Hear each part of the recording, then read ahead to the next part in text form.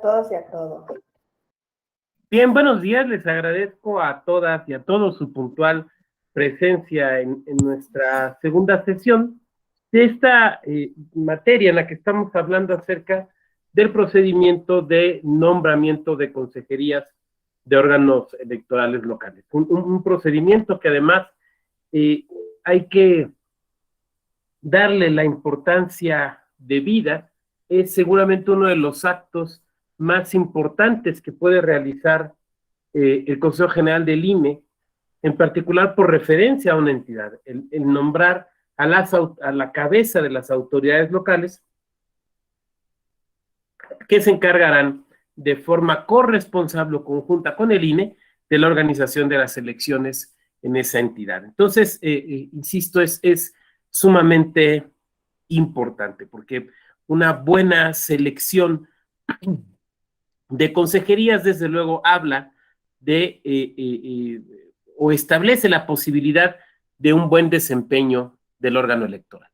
Bueno, vamos a seguir un poco la misma dinámica de ayer, entonces voy a proyectar, espero que hoy no me dé tanta lata como ayer, que ya ven que intentaba proyectar y me botaba, y espero que hoy esté un poquito más tranquilo esto. Bueno, porque nos quedábamos pendientes de ver el procedimiento.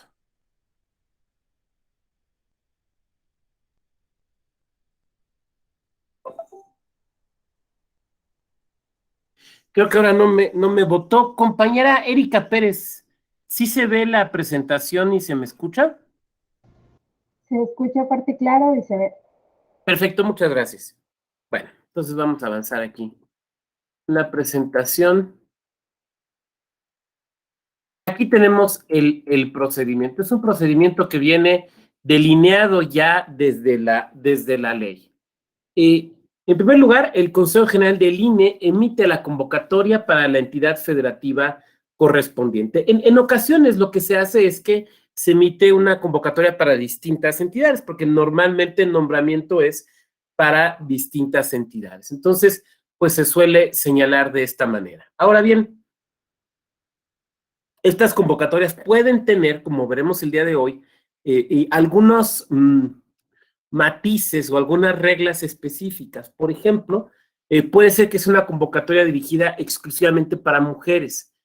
El ejemplo claro es cuando tenemos un OPLE que va a ser, en el que va a ser renovada la presidencia del órgano, había venido siendo un hombre, corresponde mujer, entonces, bueno, se toma una acción afirmativa desde la convocatoria y se señala esto en la misma, por ejemplo.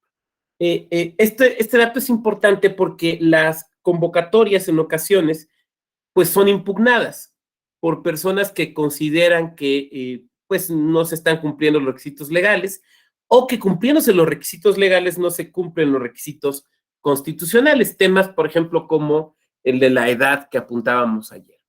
La Comisión de Vinculación con los Organismos Públicos Locales Electorales, que es una comisión del Consejo General del INE, se encarga pues de vigilar el desarrollo, la conducción y seguimiento del proceso de selección. Se da una etapa de inscripción donde las personas que desean participar en este procedimiento, bueno, pues entregan su documentación en la entidad federativa, por ejemplo, en la Junta Distrital o en la Junta Local del INE, o en su caso, en la Secretaría del Consejo General. Los documentos que acreditan la edad, que acreditan la nacionalidad, el currículum vitae, las constancias laborales o académicas que demuestren la experiencia profesional, si se han escrito libros o textos, bueno, pues todo esto se acompaña. La comisión podrá llegar a ser información complementaria para el desarrollo del proceso de selección, podrá solicitar información que le resulte relevante para el proceso. La comisión presenta ante el Consejo General una lista de hasta 5 nombres por vacante en la entidad federativa. Esta lista se comunica, decíamos, al Consejo General y procede a hacer, quien procede a hacer una designación. Ahora, aquí hay varios elementos que tenemos que tomar en cuenta. Uno de estos elementos es que, a ver, voy a hacer aquí un ajuste.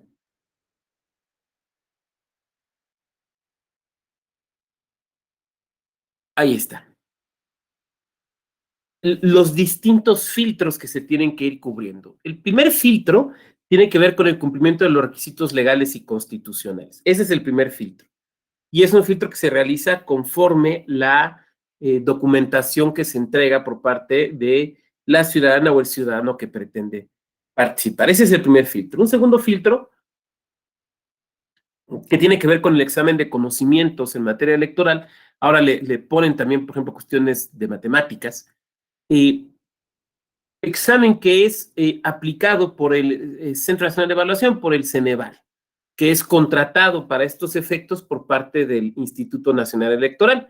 Y el Ceneval entonces hace varias cosas, o sea, no solamente es aplicar el examen, es desarrollar el banco de datos, el banco de preguntas, tener las respuestas, desarrollar el sistema, aplicarlo, calificarlo y en su momento entregar la calificación. Todo esto lo realiza directamente, decíamos, el Ceneval. Estos exámenes se suelen presentar muchas veces son en escuelas a las que le solicita apoyo el Instituto Nacional Electoral. En esta época de pandemia, por ejemplo, bueno, pues se han realizado también de manera remota. Después de la calificación del examen, que es, insisto, un examen de conocimientos, viene una etapa del desarrollo de un ensayo, donde lo que se va a evaluar esencialmente es la capacidad de argumentación que tenga la persona frente al tema que le haya correspondido. Estos exámenes no los evalúa o no los califica el propio INE, sino que se contrata con alguna instancia la calificación del mismo. A veces ha sido, por ejemplo, el Instituto de Investigaciones Jurídicas, a veces ha sido el Colegio de México, alguna instancia, digamos, académica vinculada a temas de democracia, de política y de derecho, que proceda a hacer estas calificaciones. Ahí lo que se hace es que los ensayos pues se registran con ciertos códigos, ciertos números, y quien revisa no tiene la posibilidad de saber a quién corresponde ese número.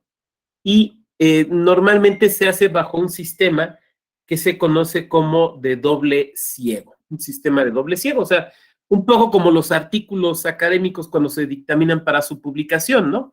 Son dos instancias distintas, dos revisores o revisoras, o un revisor y una revisora, quienes verifican este documento. Hecho esto, digamos, ya se llega a la etapa final, donde las y los finalistas son entrevistadas por las consejerías.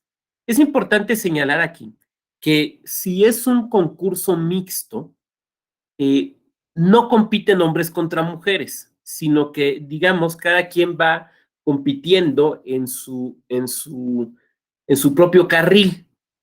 Entonces, no se da propiamente una competencia de hombres contra mujeres o viceversa. En el caso de que sea una convocatoria solo para mujeres, bueno, pues ahí pues obviamente no habría hombres compitiendo. Bueno, las entrevistas son importantes porque allí pueden surgir, de hecho surgen, planteamientos, observaciones que las propias consejerías pueden tener al haber estudiado, analizado los perfiles, o que incluso los partidos políticos le hayan hecho llegar a las consejerías, porque todo este proceso, lo sabemos, es un proceso público.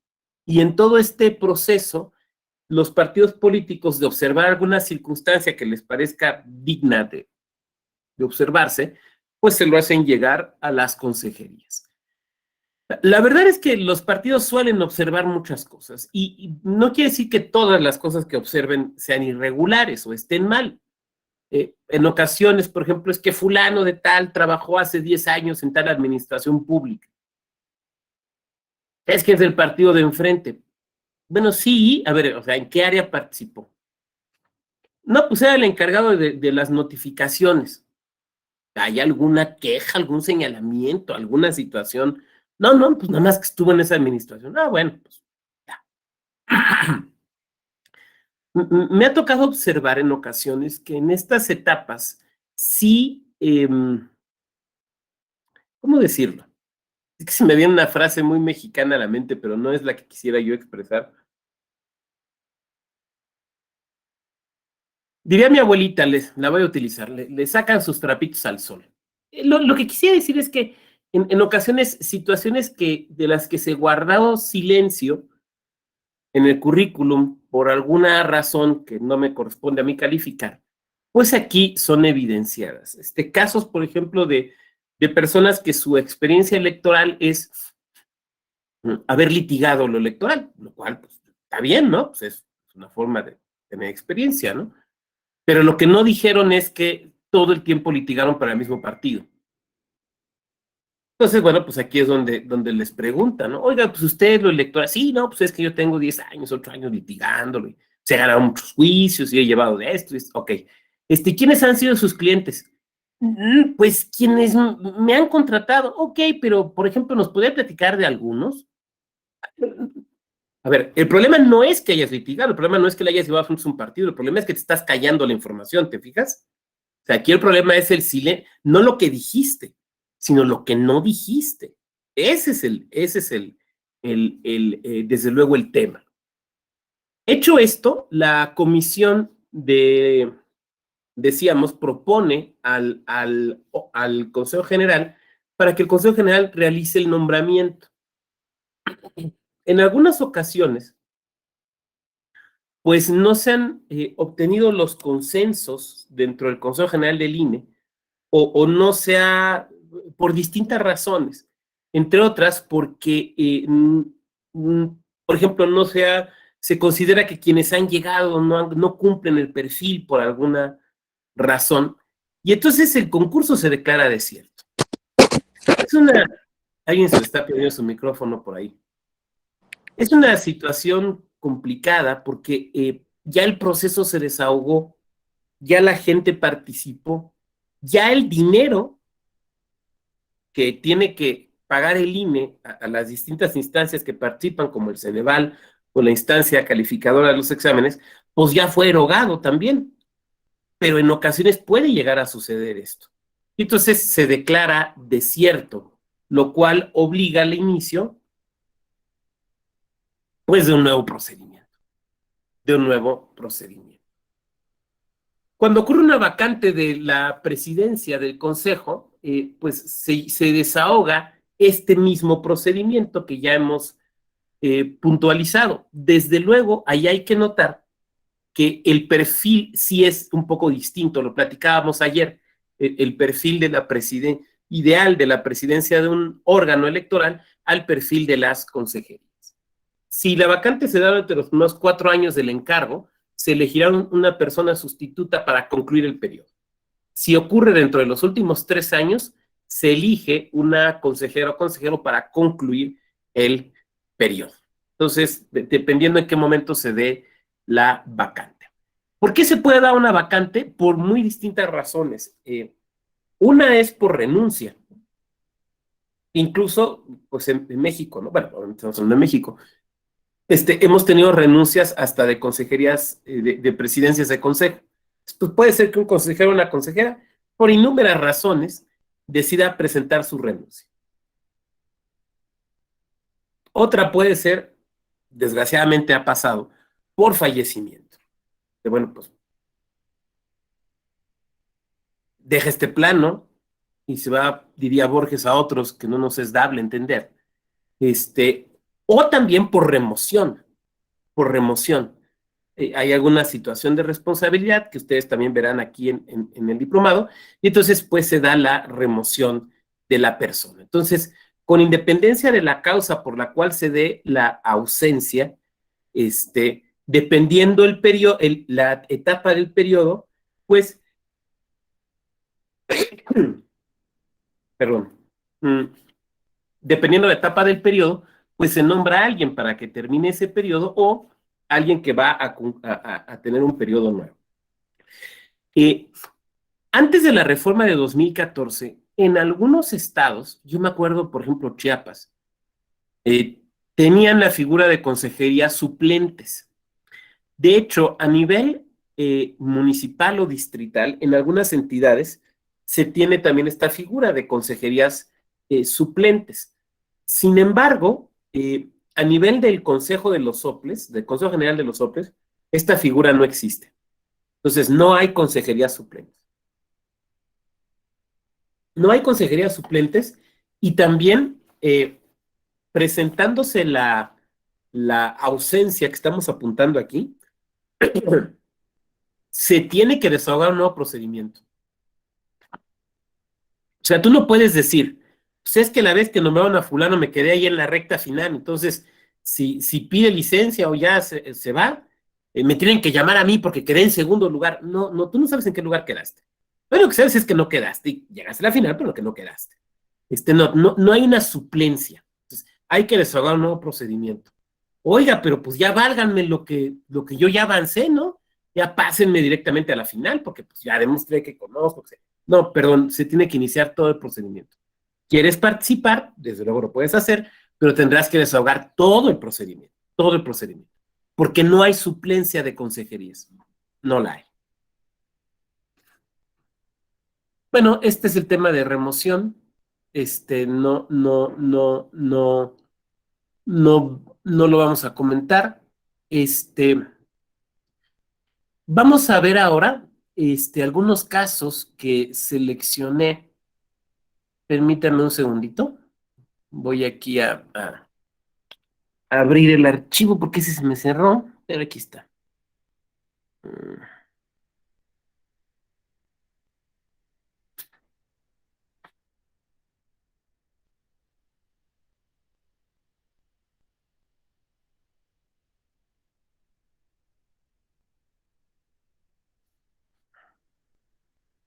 Aquí está. Hemos visto, digamos, el procedimiento tal y como está previsto en la ley y comentado algunas cosas, incluso algunas anécdotas.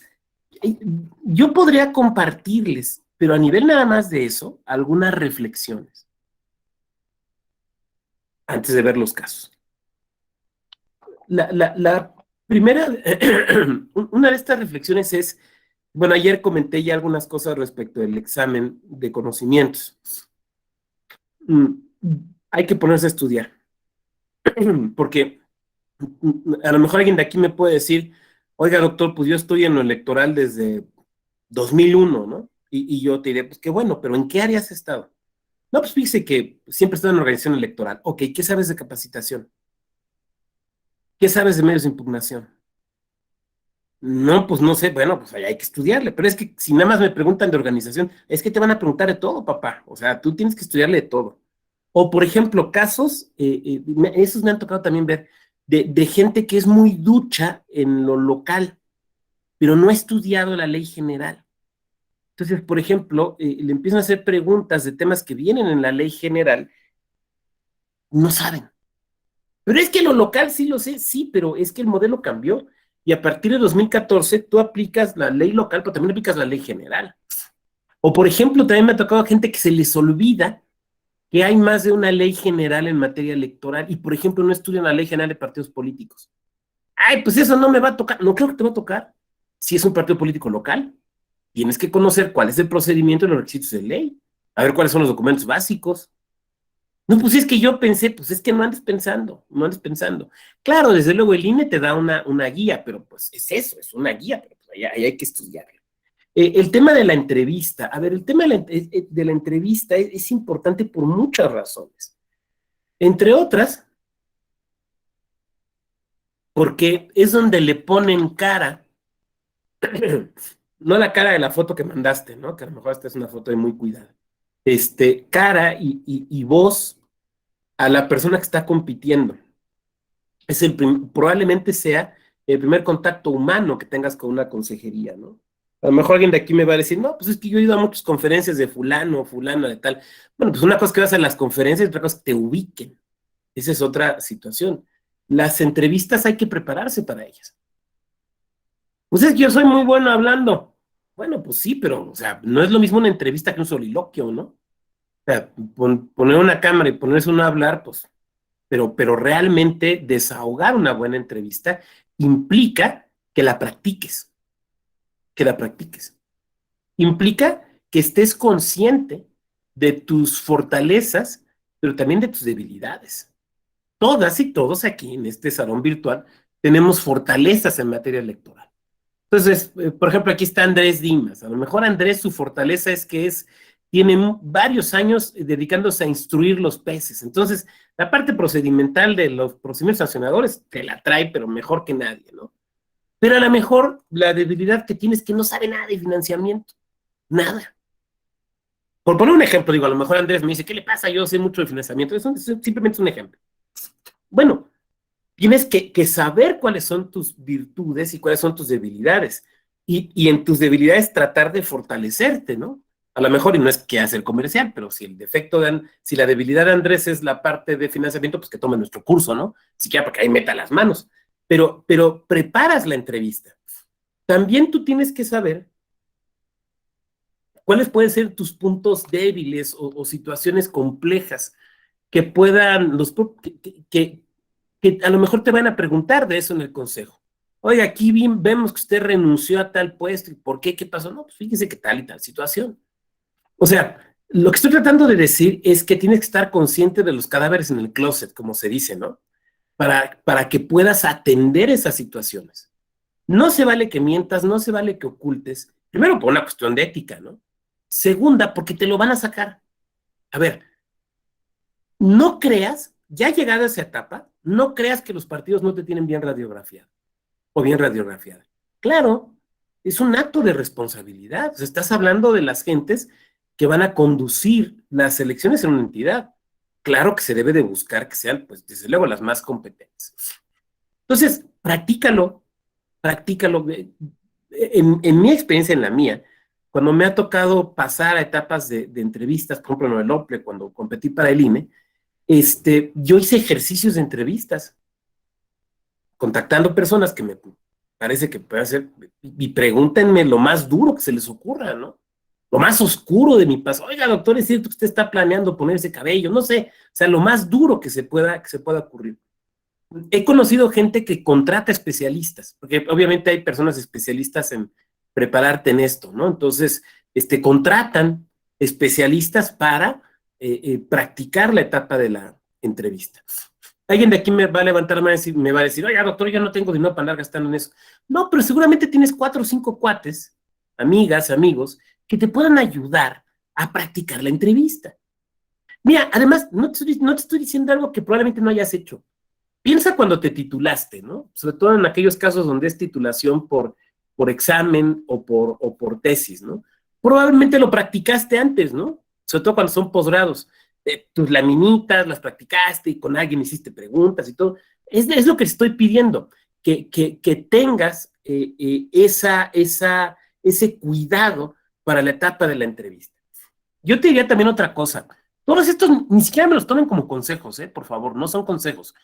Es solamente compartir mi experiencia y la experiencia de otras personas que en su momento han llegado o incluso que no hayan llegado. En esta época donde se hace por internet, tú necesitas cuidar eso. Saber que tienes una computadora confiable, que tienes una red de internet confiable, que no se te va a caer. Si tienes una amistad que le sepa la informática, pídele que te acompañe.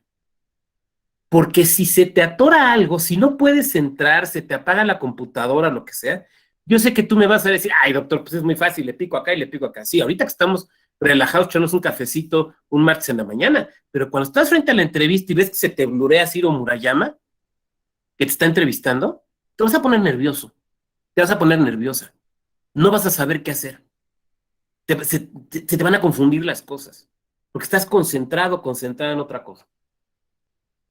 Pero si está allí tu cuate, el informático, tu prima que es ingeniera en sistemas, para quien va a ser muy fácil, está pasando otra cosa, ya quedó. Te van a apoyar y va a ser más fácil para ti, porque te quitas esa responsabilidad. Oiga, doctor, yo no puedo estarle pagando a un informático. No estoy diciendo que le pagues. Te estoy diciendo que muy probablemente conoces a alguien que le sabe a las computadoras y que te pueda acompañar ese día. un primo, una amiga, un vecino, alguien, un tío, una tía. Entonces, si conoces a alguien ahora sí que te tire paro de estar contigo en ese momento, la verdad es que ayuda mucho porque te da tranquilidad. Eh, Ustedes saben que la tecnología no tiene palabra de honor. El día de ayer, ¿no? Bueno, estaba yo tratando de presentar y 3 veces me votó. Y pues ustedes y yo tranquilos porque sabíamos que pues, esto se podía corregir. Pero a lo mejor si estás en tu comparecencia para ministro de la Corte, pues sí sientes que el mundo se te va, ¿no? Entonces vale la pena, pues, que puedas, si puedes, tener a alguien que te acompañe, que te auxilie. Pues la verdad es que vale mucho la pena. El tema de la presentación, yo no te estoy diciendo que vayas así como a una boda, pero sí simplemente pues que se note eh, ¿cómo decirlo? Que le estás dando la importancia de vida. Me ha tocado ver gente que comparece literalmente con el almohadazo. ¿Te das cuenta, no? A todos nos ha pasado de repente, la ventaja de los que tenemos poco cabello como yo es que te lo cortas chiquito y no saben si estás peinado o no. Pero cuando tienes más cabello, por ejemplo, pues el típico almadazo, o la gente que pues, se ve en la cara, ¿no? Cuando alguien se acaba de levantar. A lo mejor alguno de ustedes aquí está un poquito así, no lo digo por ti, no lo digo por ti, estás tomando una clase, no pasa nada. No, te estoy diciendo en una comparecencia de este tipo, pues, que se vea que le estás dando la importancia de vida. Voy a poner otro ejemplo. El día de hoy traigo un saco de mascota de cuadritos y probablemente en algunas cámaras se vea un poquito así como, hace un efecto que la gente de televisión le llama moiré. Si vas a hacer esto, por ejemplo, no es bueno un saco de este tipo, porque te hace ese efecto que se llama el efecto moiré y puede como que la atención, jala la atención, o sea, como que se ve raro, pues. No, pues te vas de algo liso, ¿no? Para que no haya este efecto. No quiero descender a la sastrería, diría Borges, por referencia a su poema El general va en coche al muere, así se llama, El general va en coche al muere. Dice, no hay que descender a la sastrería. Y por eso no me gusta ese poema que yo hice, porque descendía a la sastrería. Entonces no se trata aquí de decir, no, pues ten cuidado con el nudo. No, nada más son algunas meras reflexiones.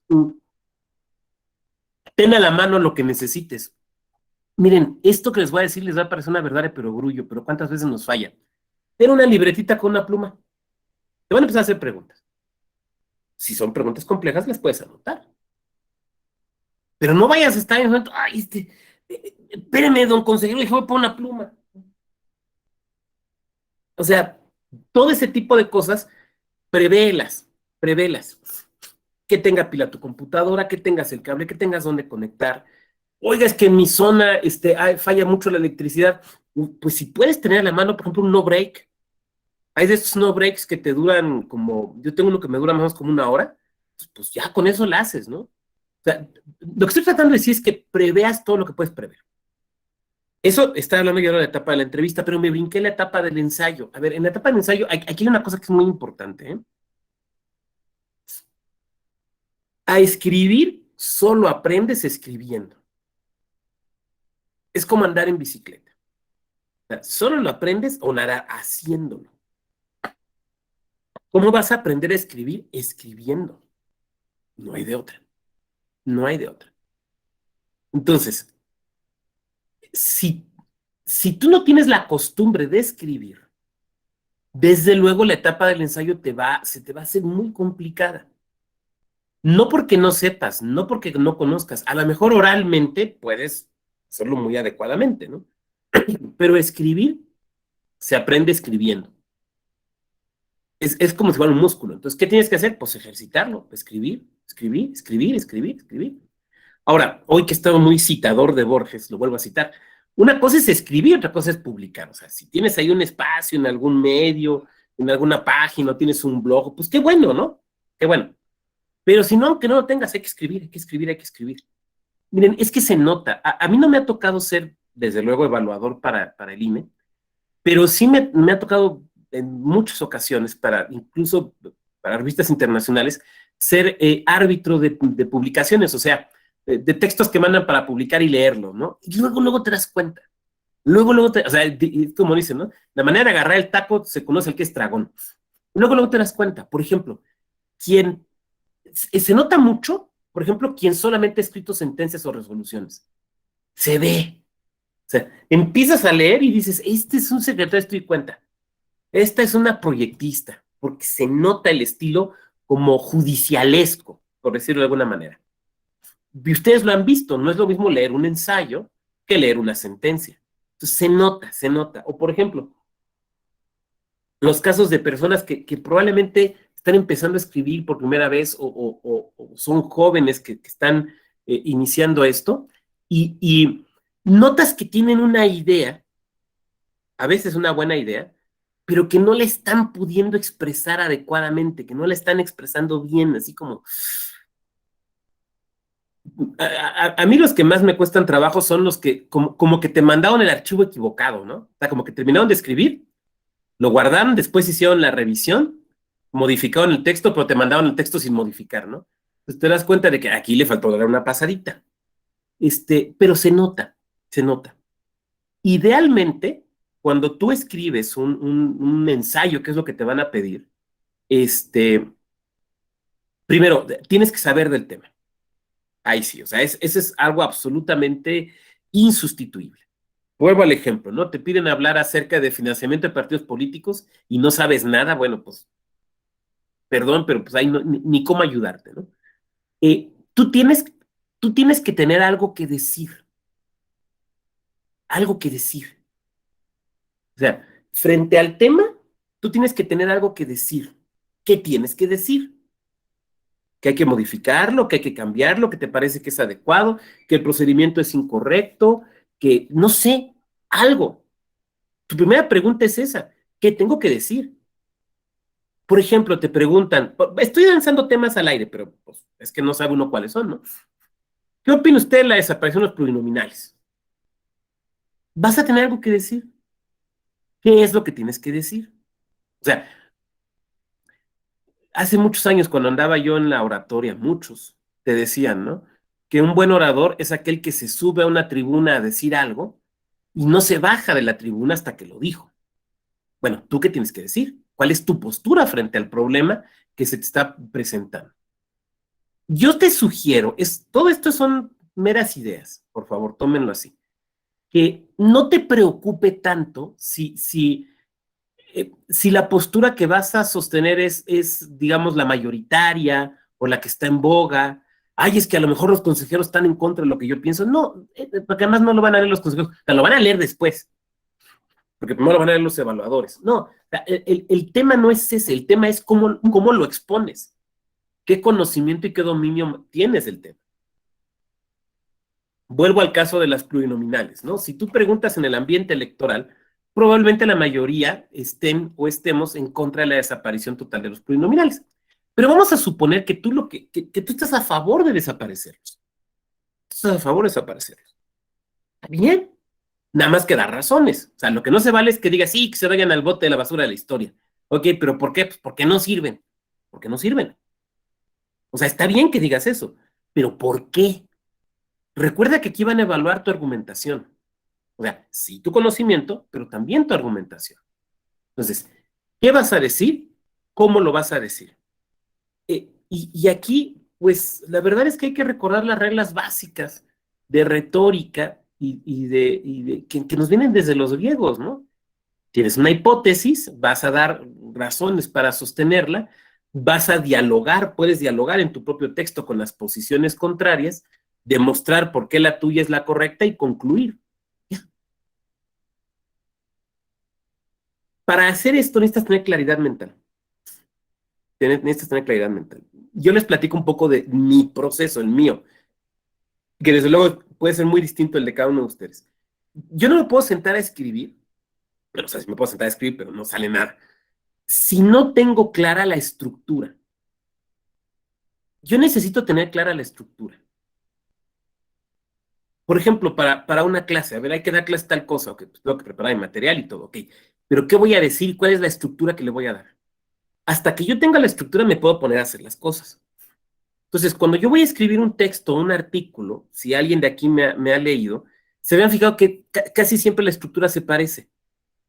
Pues porque es algo que ya tengo integrado, o sea, es una estructura que yo ya tengo, un molde que aquí tengo. Puede gustar o no gustar, pero es el molde que a mí me funciona. Entonces, ya lo puedo hacer. Una estructura.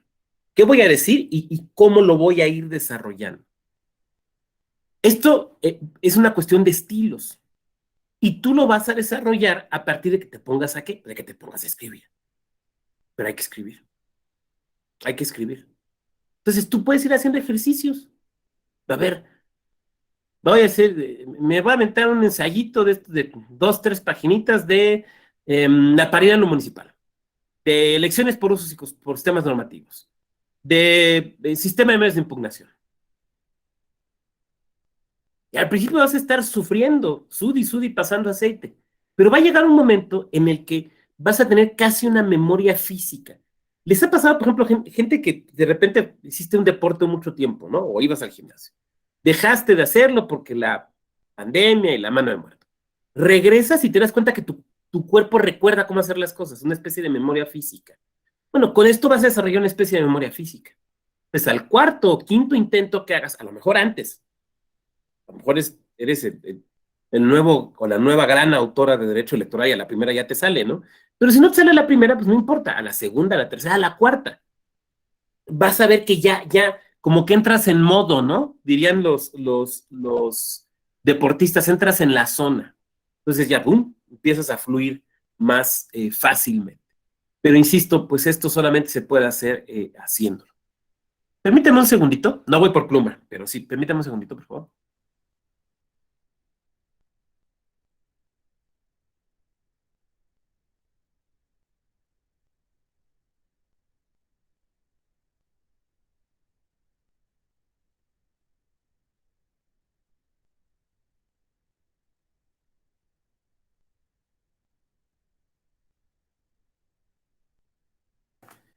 Platica con gente que haya pasado por estos procedimientos.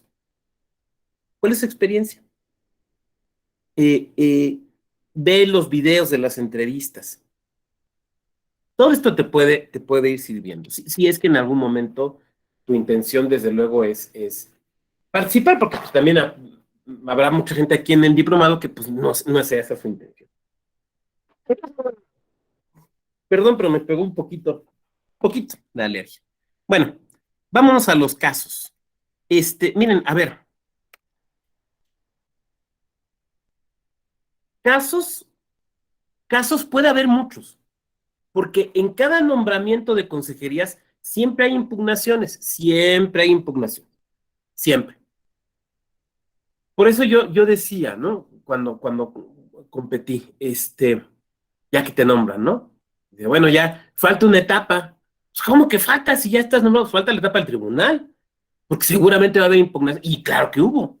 Siempre hay impugnaciones. Tú no te puedes, una persona nombrada no se puede esperar que no haya impugnación. Claro que va a haber impugnaciones. Desde luego que va a haber impugnaciones. Porque pues siempre habrá gente personas que consideren que el nombramiento no fue adecuado, que no se consideraron ciertos elementos. Entonces, no hay que espantarnos frente a la impugnación. Simplemente saber que siempre va a haber. Yo he escogido algunos casos que me parece que pueden ser, yo no sé si paradigmáticos, pero sí al menos ilustrativos. En primer lugar, recordar con esta jurisprudencia de nuestra Suprema Corte, recordar que el nombramiento de autoridades electorales forma parte de la materia electoral. O dicho de otra manera, que frente al nombramiento de una consejera o de un consejero, ese es un acto materialmente electoral, por lo tanto, debe ser conocido en sede electoral. Yo sé que varias y varios de ustedes van a decir, ay, doctor, pues es que eso es obvio. No, es que no es obvio. Sobre todo para quien no sabe, no es obvio. Entonces, de repente hay gente que anda queriendo impugnar estos nombramientos en amparo. ¿Por qué? Pues porque pues fueron con un abogado y el abogado lo que sabe es amparo, y entonces, o cree que sabe amparo, y entonces lo que hace es pues irse al amparo, ¿no? Ya saben.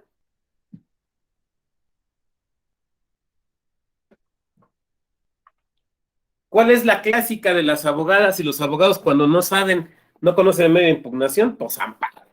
Entonces, nos debe quedar muy claro. El nombramiento de autoridades electorales es materia electoral. Ahora bien, me falta una lámina. Bueno, no, aquí.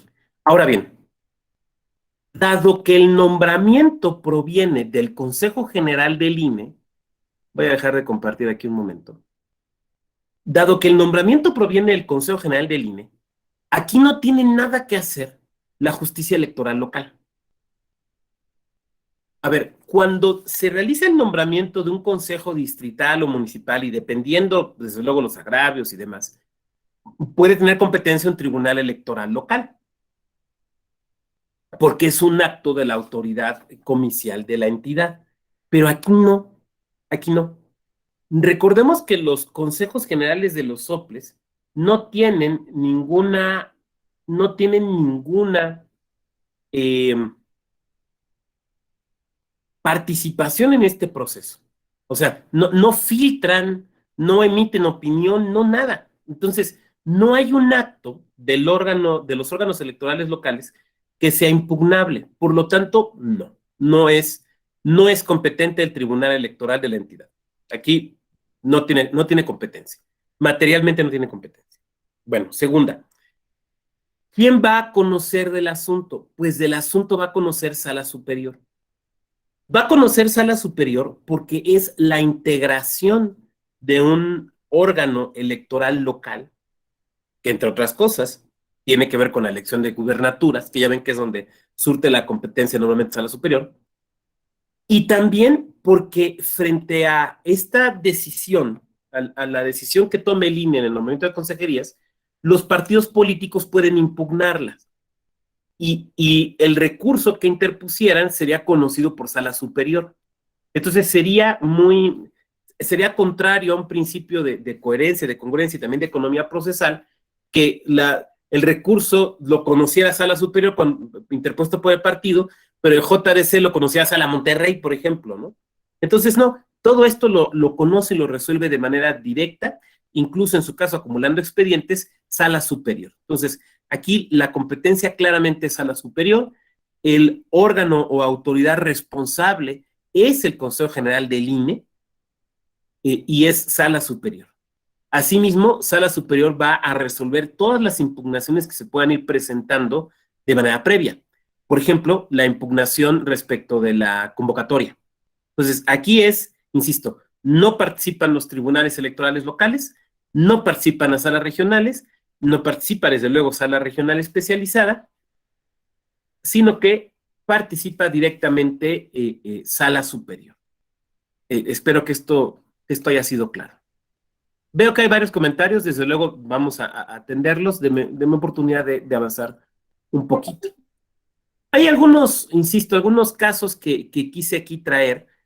Yo sé que corro el riesgo, pero siempre se corre el riesgo, de que alguien de aquí pues sea de una de estas entidades o incluso haya participado en este procedimiento. Y si es así, pues yo les agradeceré desde luego los comentarios que nos quieran hacer ahora sí que en el momento oportuno, no procesal, pero sí de la clase. Este es un caso muy interesante del Estado de México. Viene un proceso de renovación de consejerías. Se da este proceso de renovación. Perdón. Otro criterio que usé para seleccionar estos casos, perdón, porque sí es importante decirlo, decidí traer casos recientes. Digamos, casos un poquito más cercanos, ¿no? No irme a algunas impugnaciones de los primeros nombramientos, de cosas que ya están muy claras, sino tratar un poquito de venirnos más en el tiempo, con algunos temas que, pues, de alguna otra forma han sido recurrentes. Decía yo, se da el nombramiento de tres mujeres, y eso provoca que el Consejo General esté integrado con 5 mujeres y solamente 2 hombres. Este nombramiento da lugar a una impugnación por parte de un partido político, pero también de un participante hombre en este procedimiento. Quiero que observemos algo. De las 7 consejerías viene la renovación de 3. Fue, digamos, la primera renovación en ese OPLE posterior a 2014. Bueno, la segunda. Y pues viene esta situación. Y entonces se dice, a ver, es que no se está cumpliendo con la paridad. Los argumentos de las impugnaciones. Bueno, en primero que se vulnera la paridad porque pudo nombrarse a una mujer y dos hombres, o nombrarse a dos mujeres y un hombre, pero no a tres mujeres. Se vulnera la paridad transversal y se habla de que es el momento oportuno para que el Tribunal Electoral deje a un lado el criterio histórico del 50% más uno.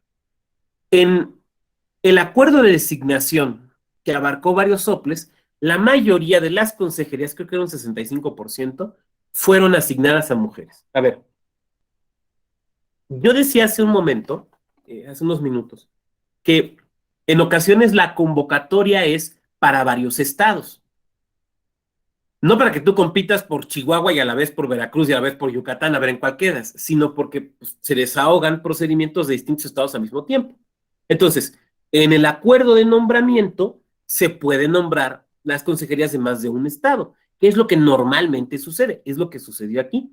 Entonces, lo que está diciendo el partido impugnante es, a ver, del total de consejerías que asignaste en este acuerdo, que en las que están las 3 del Estado de México y otras más, por mucho, la mayoría son mujeres, por mucho. Entonces ahí también estás vulnerando la paridad porque estás reduciendo drásticamente el número de hombres nombrados. Se vulnera la certeza porque en la convocatoria no se indicó que todos los nombramientos serían para mujeres. Y no se precisó que se aplicara una acción afirmativa. Estas dos van de la mano. A ver, el INE puede en la convocatoria establecer una acción afirmativa, el Consejo General del INE, y decir, para este estado, para este nombramiento, solamente mujeres, por ejemplo. De lo que se está doliendo aquí el impugnante y el partido político impugnante es que eso no se señaló en la convocatoria. La convocatoria no dijo que solamente se iban a nombrar mujeres y que en consecuencia pues, solamente podrían competir mujeres. No dijo eso a la convocatoria. Entonces, el INE, dicen, está aplicando una acción afirmativa que no enunció, que no dijo. O sea, el razonamiento sería un poco el siguiente. Si ibas a nombrar solo mujeres, ¿por qué no lo dijiste desde un inicio? Lo hubieras dicho desde un inicio, entonces ya no participamos los hombres, básicamente. Este asunto, ¿cómo se resuelve? Bueno, ustedes saben que las sentencias no son un ejercicio solamente de lógica formal, porque si así fuera, pues uno no estudiaría derecho, uno estudiaría lógica formal, ¿no? O sea, es mucho más que un ejercicio de lógica formal.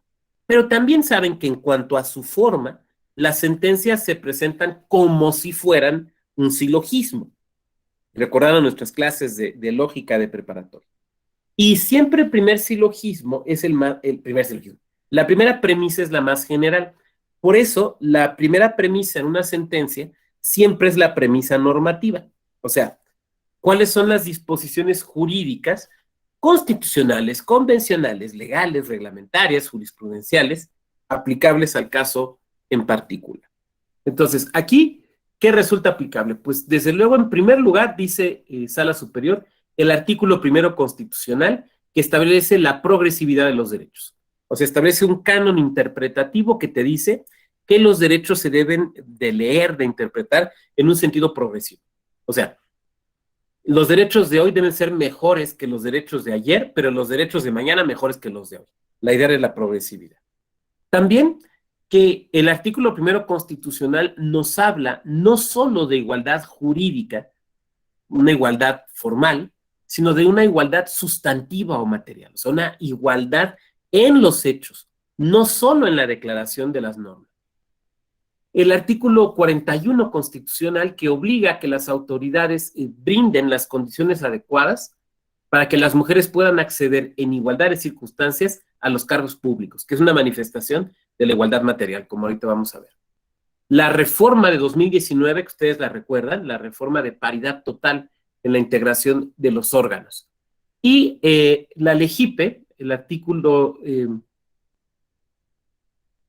puse aquí? 99, perdón, de la LEGIPE, que establece la idea de una configuración paritaria de los órganos.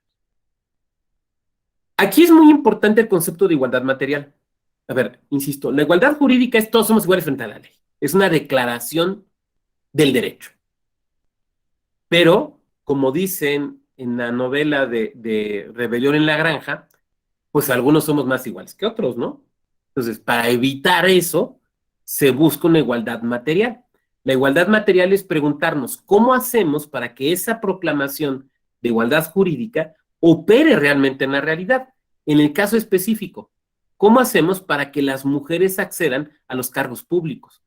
No basta con decir, pues es que la ley dice que pueden. No, la igualdad material exige un actuar del Estado, el tomar medidas que resulten pertinentes, adecuadas, óptimas, para que efectivamente haya mujeres en los órganos del Estado. No basta entonces la declaración jurídica, se requieren actos materiales, eso es lo que estoy tratando de decir, o sea, actos en la realidad, eso es lo que quiero decir. O sea, no basta con que digas, hombres y mujeres son iguales y ambos pueden acceder a los cargos públicos. Tiene que haber mujeres en cargos públicos, ese es el tema. Se construye también en esta sentencia una premisa fáctica, o sea, el análisis de los hechos. Estas son las normas. Ahora vamos a los hechos. Y en los hechos se topan con una realidad muy interesante. Este cuadrito lo copié directamente de la sentencia. Se ponen a analizar la integración del Consejo General del Instituto Electoral del Estado de México desde su creación, digamos, desde el año, ¿qué? 1996, para ver el número de hombres y de mujeres que lo ha venido integrando. Y lo que observan es que siempre, desde 1996, ha habido una mayoría de hombres. Siempre. A grado tal de que en algunos casos solo había hombres. Veamos algunos años. 1996. ¿Cuántos hombres se nombraron? 7. ¿Cuántas mujeres? 0. 2003, 7 hombres, 0 mujeres. 2005, 7 hombres, 0 mujeres. 2009-2014, el consejo inmediato anterior a la reforma. 7 hombres, 0 mujeres. Ya con la reforma, 4-4-3. Entonces, claramente nunca ha habido una alternancia de género en el caso del Estado de México. O sea, en el momento en que se dicta esta resolución. Claramente siempre las mujeres han sido una minoría, de forma absolutamente consistente. Y si sumamos los datos, los números al final, no puse aquí la suma porque no viene en la sentencia, no es necesaria. Pero si lo sumamos, pues claramente el número de hombres es por mucho mayor. Ahora, quiero ser muy preciso en esto. Esta no es bronca del instituto. Este no es problema del instituto, porque el instituto no autonombra su consejo general, estamos de acuerdo, ¿no? O sea, antes lo nombraba la legislatura, después lo nombraba el Consejo General del INE. Lo digo porque no vaya a haber aquí alguna compañera o algún compañero del Instituto del Estado de México que diga, ¡ay, nos está pegando! No, no le estoy pegando porque ustedes no los nombraron. O sea, no se autonombran. El problema no es de ustedes. El problema no es de ustedes. El problema es de los órganos que han nombrado, que consistentemente han nombrado una mayoría de hombres. ¿Me van siguiendo? Bueno. La paridad, ¿cuáles son los argumentos de la sentencia? Bueno, la paridad constituye un fin constitucionalmente válido y exigido. Está en la Constitución. Y está en la Constitución con diáfana claridad para los órganos de gobierno a partir de la reforma ya desde 2014, pero con toda claridad, a partir de la reforma de paridad total de 2019. O sea, no hay forma de decir la paridad no es un fin constitucional. La paridad no está en la Constitución. O sea, no hay forma de decirlo. Está expresamente en la Constitución. ¿Qué es lo que se tutela con esta idea de paridad? La igualdad sustantiva. El acceso en condiciones de igualdad reales de las mujeres a los cargos de gobierno. Por eso requiere una interpretación progresiva el principio de igualdad para garantizar la igualdad a fin de cambiar, modificar una dinámica histórica que es la desigualdad estructural de las mujeres en el ámbito público. Por eso este cuadro se vuelve muy importante en la sentencia, porque esto demuestra la desigualdad estructural. ¿Me van siguiendo? O sea, esto demuestra que las mujeres jamás han sido mayoría. Jamás han sido mayoría. Nunca han sido mayoría. Entonces, frente a esto, prácticamente lo que están diciendo los impugnantes es, pues no, pero ya están 4-3, ya están cerca, ¿no? Pues vamos a volver a nombrar 4-3. O sea, pues ahí después, ¿no? Porque en esta, que es lo que muchas veces te dicen, ¿no? Yo he escuchado de algunos hombres, no, pues sí, la paridad está muy bien, pero ¿por qué cuando yo competí? Pues porque ahora tenemos estos instrumentos normativos. Ya competirás en otra, papá. Ya competirás en otra. ¿Por qué se acaba aquí? No, a ver, abrí la que no era.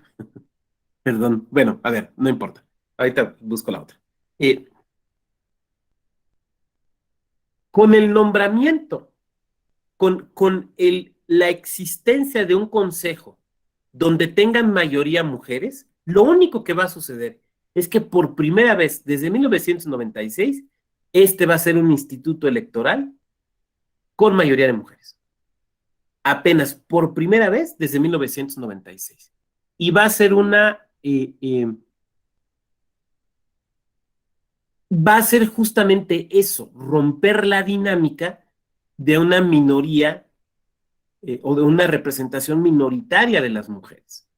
Esa es la idea. Ahora, analiza el tribunal y dice, bueno, ¿era necesario establecerlo como una acción afirmativa? No. O sea, se pudo hacer. Sí, o sea, el tribunal no está diciendo que no se pueda. Lo que está diciendo es que no era necesario, sino que el INE lo puede hacer en los nombramientos. Entonces, están compitiendo hombres, están compitiendo mujeres, el INE puede decidir nombrar solamente mujeres. No necesariamente lo tiene que avisar por anticipado.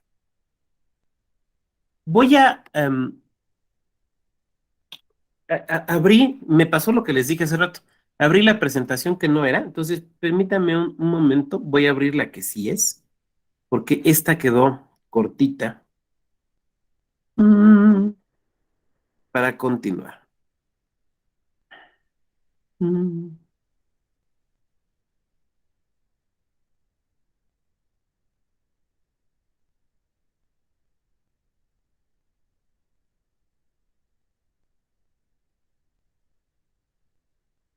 Perdón.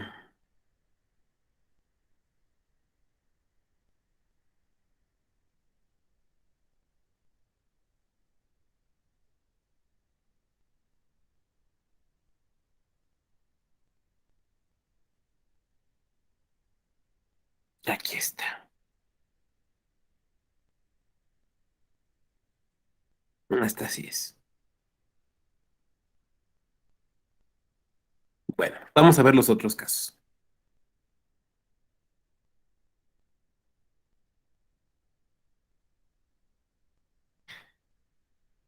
En esta sentencia viene una estadística que es interesante. Para 2014, claro, esta sentencia es 2020, ¿no? Pero no había información más reciente. En el Estado de México, la administración pública, el 70% de los cargos, de los altos cargos, eran desempeñados por hombres. O sea, insisto, se demuestra la existencia de una desigualdad estructural. La igualdad formal ante la ley, bueno, esto ya lo vimos. Pero la conclusión es lo que me parece importante. Del estudio de la realidad, o sea, de esos datos que ya hemos dado aquí, se desprende que hay una circunstancia estructural de desigualdad en cuanto a la representación de la mujer en el Estado de México. Y la mayoría de mujeres se va a lograr en la integración del Consejo General apenas por primera vez con esta designación de las 3 mujeres. De haber designado, de haber mantenido el esquema de 4-3, lo que se hubiera mantenido sería justamente eso, o sea, la idea de una subrepresentación de las mujeres. Este caso es muy interesante porque nos obliga a voltear a ver lo que hay en nuestras entidades, qué ha pasado en nuestras entidades. O sea, no solo qué pasa o sea, sí qué pasa con el acceso de la mujer a los cargos públicos en el ámbito nacional, pero qué pasa en nuestras entidades, ¿están accediendo o no están accediendo? La decisión en este asunto es una decisión que podemos encuadrar dentro del principalismo. Por eso me traje aquí la foto de este señor. ¿Alguien sabe quién es? Nos ve un poco sardónicamente. ¿Alguien lo ubica? Es Ronald Worthing. Ronald Dworkin, el de los derechos en serio, ¿no? El del principalismo, es una decisión principalista.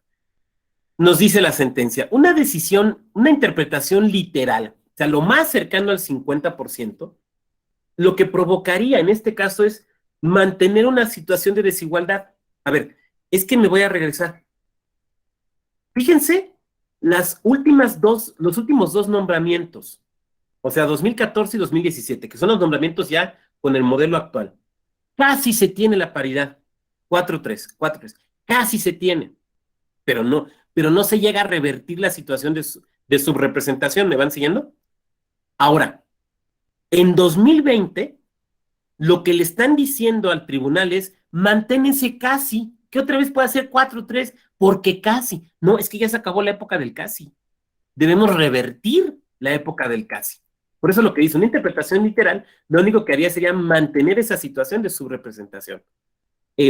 La perspectiva de género se tiene que interpretar, en este caso concreto, porque se puede interpretar de muchas maneras, como un mandato de optimización flexible.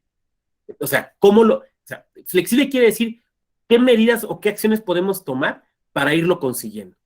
La interpretación debe tomar en cuenta el contexto. Esto ustedes lo saben en materia electoral. Siempre el contexto es muy importante. ¿Cuál es el contexto del Estado de México? Un contexto de desigualdad del acceso de las mujeres a los cargos de representación política.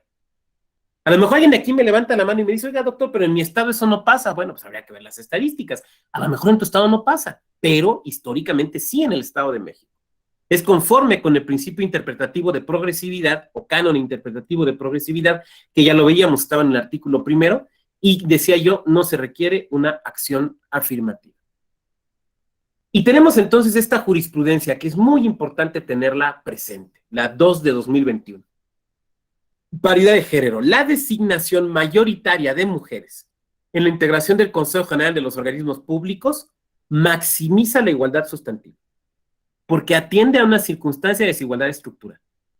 Entonces, ¿puedes tener un consejo con mayoría de mujeres? Sí. Sí. Oiga, pero es que nosotros, pobres hombres, pues te esperas a la siguiente convocatoria. Sí, sí se puede. Las autoridades administrativas, jurisprudencia 9 de 2021, tienen facultades para adoptar medidas que garanticen el derecho de las mujeres al acceso a cargos de elección popular en condiciones de igualdad. Pero bueno, esto también para cargos de gobierno. Este es otro caso muy interesante, un caso del SPEN. Recordarán ustedes que el día de ayer, cuando veíamos los requisitos, señalábamos que uno de los requisitos que dice la ley es no ser miembro del Servicio Profesional Electoral Nacional en la entidad, con residencia en la entidad en el proceso anterior. Bueno, esto fue retado por algunas personas que eran integrantes del SPEN y que querían participar. Estos son los juicios acumulados. La pregunta ¿es constitucional el requisito consistente en no ser o no haber sido miembro del Servicio Profesional Electoral Nacional durante el último proceso electoral en la entidad? O sea, ¿esa disposición legal es constitucional? Artículo 100, párrafo segundo, inciso K de la LEGIPE. ¿Qué fue lo que se impugnó? Lo que se impugnó fue el acuerdo de la Comisión de Vinculación en cuanto a este punto. A ver, ustedes saben que existe el Servicio Profesional Electoral Nacional y que muchas de las categorías, o la gran mayoría de las personas que trabajan, por ejemplo, en el INE, forman parte de alguna de sus categorías, no todos, pero forman parte. En el caso de las entidades, pues esto depende un poco de cada órgano electoral. Entonces, digamos que hay una vertiente nacional y una vertiente local. ¿Cuáles fueron los argumentos de la impugnación? Primera, que el requisito era violatorio del principio de igualdad, porque resultaba que pues otras personas sí podían participar y yo no, se viola la igualdad. Afecta el derecho del acceso a un cargo público. Ustedes saben que es un derecho constitucional. Tenemos constitucionalmente el derecho, los mexicanos y mexicanas, el derecho de acceder a cargos públicos cumpliendo desde luego los requisitos. Se debió haber realizado una interpretación pro persona y constituye, dice, una restricción injustificada. Como pueden ver, y esto es muy interesante en este asunto, lo que le están pidiendo al tribunal es que determine la inaplicación por inconstitucional del artículo 100, párrafo segundo, inciso K. El Tribunal Electoral no puede, ni Sala Superior ni ninguna de sus salas, no pueden hacer una declaración general de inconstitucionalidad. Eso solo la Suprema Corte. Pero sí pueden hacer control difuso de constitucionalidad. Dentro del control difuso de constitucionalidad, lo que puede es decir, se inaplica esta disposición por inconstitucional. Eso es materialmente lo que le están pidiendo en este asunto. ¿Cómo se construye la premisa normativa? O sea, las disposiciones jurídicas que resultan aplicables. Bueno, artículo 35 constitucional. El derecho a integrar un NOCLE se considera como un derecho fundamental. ¿Por qué? Porque el artículo, no, o sea, si ustedes buscan el artículo 35, no dice directamente OPLES. Lo que dice es el derecho al acceso a los cargos públicos. Entonces, el derecho al acceso a los cargos públicos es un derecho fundamental que tenemos las mexicanas y los mexicanos. Por lo tanto, no se puede restringir de manera caprichosa. La restricción deberá tener una razón, un objetivo, una finalidad constitucionalmente válida. Entonces, no basta con que la ley diga, no, usted no puede. Ok, pero ¿por qué no puedo? Me estás restringiendo un derecho fundamental, ¿por qué no puedo? Pues porque no puedes, no. No. Tiene que haber una razón constitucional para que se limite ese derecho. No puede ser nada más porque yo creo, me parece, yo supongo, se me ocurrió. No. Los artículos 25 y 26 del Pacto Internacional de Derechos Civiles y Políticos nos habla también del derecho a la igualdad en el acceso a los cargos públicos. La Convención Americana sobre Derechos Humanos, el famoso Pacto de San José, también nos dice lo mismo. Por lo tanto, el acceso a los cargos públicos en México es un derecho que tiene asideros expresamente en la Constitución y en los tratados internacionales. Eso quiere decir que no admite ninguna limitación, sí puede admitir limitación, pero esa limitación tiene que tener un fin constitucionalmente válido. Dicho de otra manera, lo que tienen que hacer entonces el tribunal es preguntarse por qué existe esta limitación. ¿Cuál es la razón de esta limitación?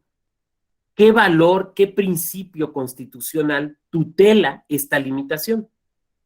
Si se encuentra un valor o un principio constitucional que tutela esa limitación, bueno, pero si no se encuentra, o si la medida podría tutelarse, o si el fin u objetivo podría tutelarse con otra medida menos invasiva, menos draconiana para el derecho fundamental, bueno, pues entonces esta disposición no tiene razón de ser. ¿Y saben cuál fue el primer problema al que se enfrentaron? Que no se sabe. No se sabe. La exposición de motivos no dice por qué. Oye, ¿por qué la pusieron? Pues ahí está. Sí, pero ¿por qué la pusieron? Pues no sé. ¿Cómo que no sé? Es que en la exposición de motivos no dice. No dice. O sea, imagínate, eres el secretario o la secretaria de estudio y cuenta, ¿no? Estás preparando el expediente. Entonces, sabes que hay que seguir el método de la ponderación y todo esto. Entonces empiezas a buscar cuál es la razón. No hay. No la encuentras. Entonces llegas con tu magistrado o con tu magistrada. Oiga, pues no hay. ¿Cómo que no hay? Pues es que la exposición de motivos no dice. ¿Cómo que no dice? No, no dice. A ver, tráetela. Vamos a revisarla. Pues no dice. Y no dice. ¿Debería decir? Claro que debería decir, porque están limitando un derecho, ¿no?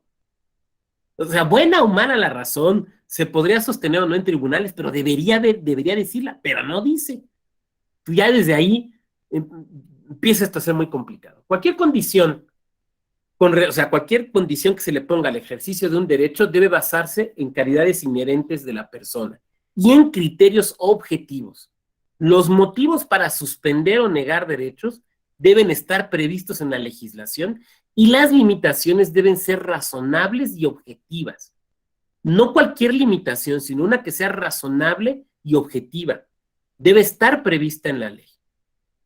¿Está prevista en la ley? Sí. ¿Es razonable y objetiva?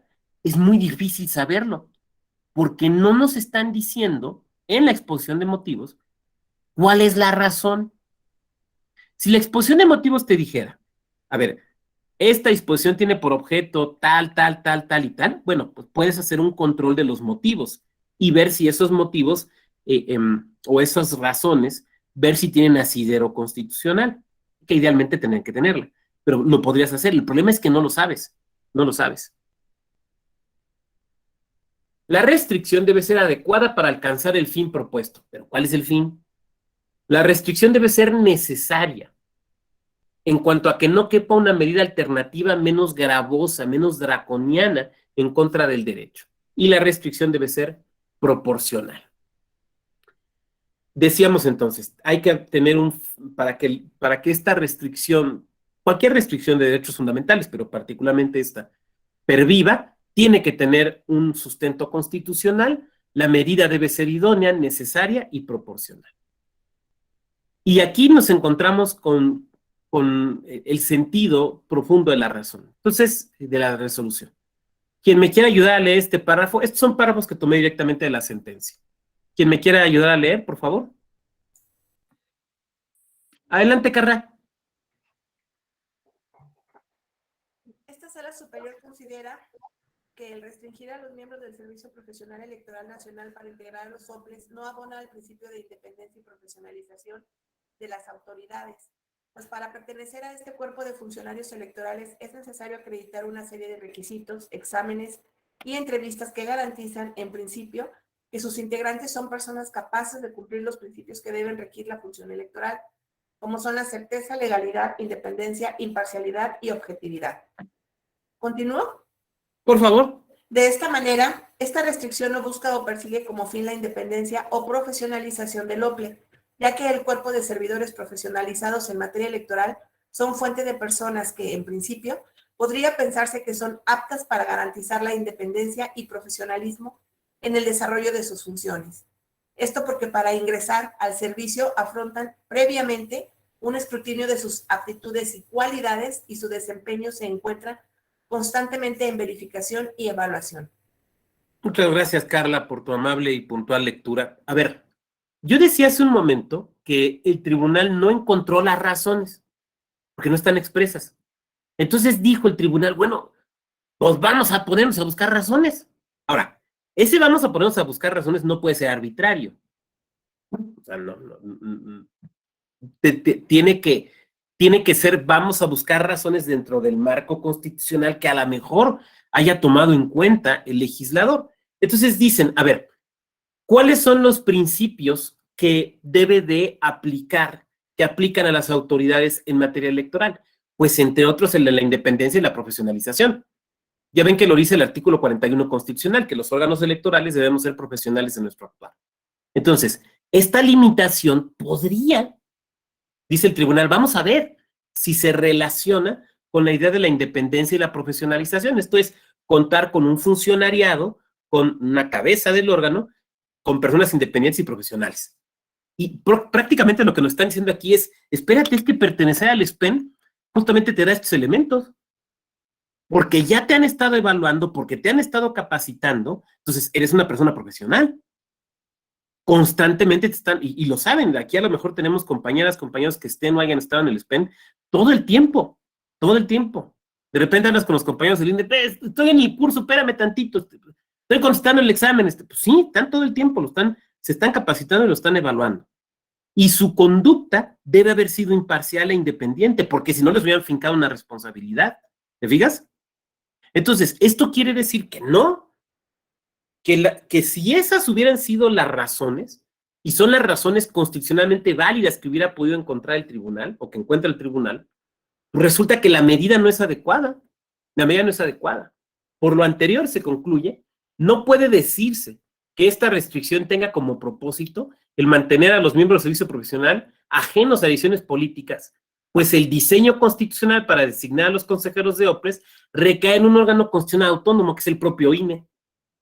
Es que si no sería un contrasentido, ¿no? Sería como decir, las designaciones son políticas, obviamente, ¿no? Entonces, pues, estos son casos muy interesantes. En los casos de la ciudadanía mexicana por nacimiento, ha habido por lo menos 2 casos, puede ser que haya por ahí algún otro que se me esté yendo a mí en la mente, pero también son muy interesantes, porque, a ver, recordemos algo. En México, no sé cómo sucede en otros países, no soy experto en derechos de naturalización, pero en México tenemos, digamos, 2 maneras de ser mexicano o mexicana, por nacimiento y por naturalización. Por nacimiento, bueno, pues nace en territorio nacional, tu papá o tu mamá son mexicanas o mexicanos, nace en un barco mexicano, cosas por ahí, en un avión, cosas así. No conozco a nadie que haya nacido en un barco, pero desde luego puede ser. En patrullas, sí conozco gente que ha nacido en patrullas, eso sí. Pero bueno. El artículo, esto también lo veíamos ayer y les comenté, lo vamos a ver mañana con una sentencia, o sea, el día de hoy. El mismo artículo 100, numeral 2, que es el que habla de los requisitos para acceder a una consejería, pero en el inciso A de la ley general dice, se requiere ser ciudadano o ciudadano mexicano por nacimiento para ocupar una consejería de OPLE. La pregunta es, ¿esto es constitucional? Porque tenemos mexicanas y mexicanos que no han nacido en México, pero que se han naturalizado, ¿no? Es lo que decía Chabela Vargas, ¿se acuerdan de aquella frase de Chabela Vargas, no? Que, oiga, Chabela, es que usted no es mexicano, usted nació en Costa Rica, y ella contestaba, los mexicanos nacemos donde queremos. Con otra palabra que aquí no voy a repetir, por respeto a todas ustedes, pero ya saben cuál era. Entonces, bueno, es un poco el tema, ¿no? O es como decían también, una frase que decían algunos españoles, ¿no? Que decía, tú no eres de donde naces, sino eres de donde la haces. Y bueno, pues hay gente que ha venido, que ha nacido en otros lugares, ha venido a nuestro país y pues prácticamente se ha mexicanizado, pues. O sea, se ha vuelto mexicana. La pregunta es, ¿esto es constitucional? ¿Cómo se va construyendo aquí la decisión? Este es un caso muy interesante. Entonces, dice Sala Superior, a ver, ¿cuáles son las disposiciones jurídicas aplicables? Decíamos, la premisa normativa. Primero, parte de considerar que hay un bloque de derechos, que hay un bloque de, o sea, que hay, no quiero entrar un poquito en la discusión de si hay un bloque de constitucionalidad o no, es una discusión muy interesante, pero creo que rebasa nuestra clase, pero digamos que hay un bloque de derechos, o sea, que no importa, que es lo que ha hecho la Corte. Si tú tienes un derecho en la Constitución o en un tratado internacional, no importa, están al mismo nivel. Forman todos un bloque constitucional de derechos. El artículo 23 de la Convención Americana nos habla de que ya vimos, que debe haber un acceso igualitario a los cargos públicos a todas las personas nacionales. El 41 constitucional nos dice que la organización de las elecciones es una función del Estado, una función estatal. No es una función de gobierno, es una función de Estado. Que la nacionalidad es un derecho, nos dice el artículo 15 de la Declaración Universal de los Derechos Humanos.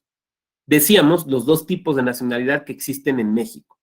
Pero también nos topamos con que la Constitución, artículo 32, establece que hay algunos cargos para los que se pide la nacionalidad mexicana por nacimiento. Por ejemplo, Presidencia de la República. Entonces, hay algunos cargos en los que directamente la Constitución nos está pidiendo la nacionalidad por nacimiento.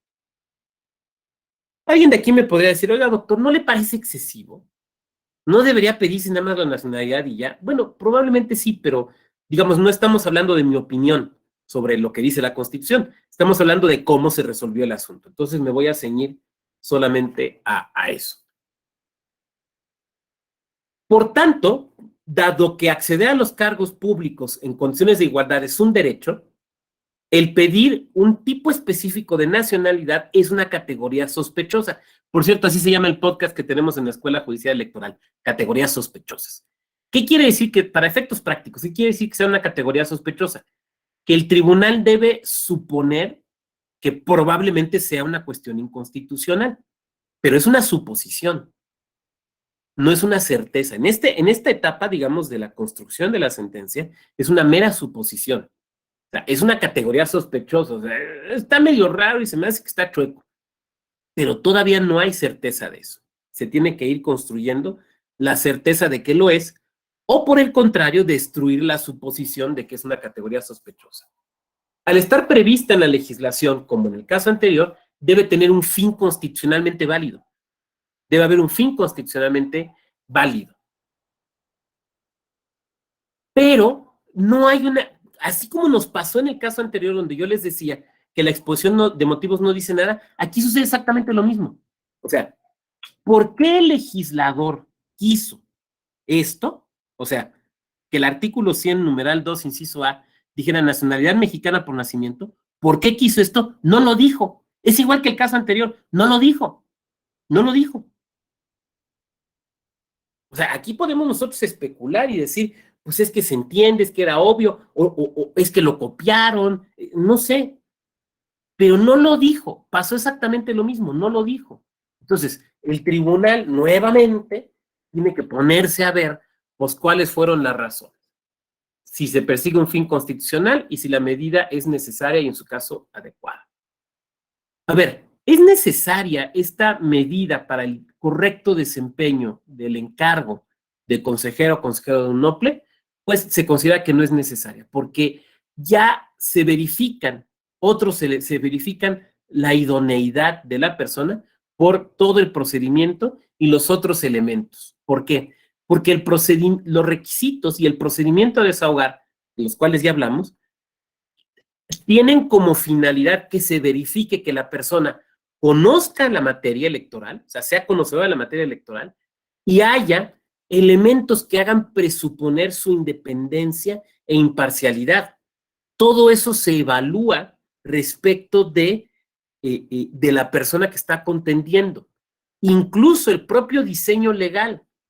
A ver, es una persona en un colegiado de 7. Las decisiones de ese colegiado se pueden impugnar en el Tribunal Electoral Local. La decisión que tome ese tribunal se puede impugnar en el Tribunal Electoral del Poder Judicial de la Federación. Y en cada una de estas etapas, lo que se puede evaluar es la imparcialidad, la objetividad, la independencia de la decisión tomada. En cada una de estas etapas.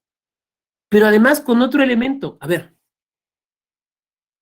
la persona ya fue evaluada para ser mexicana.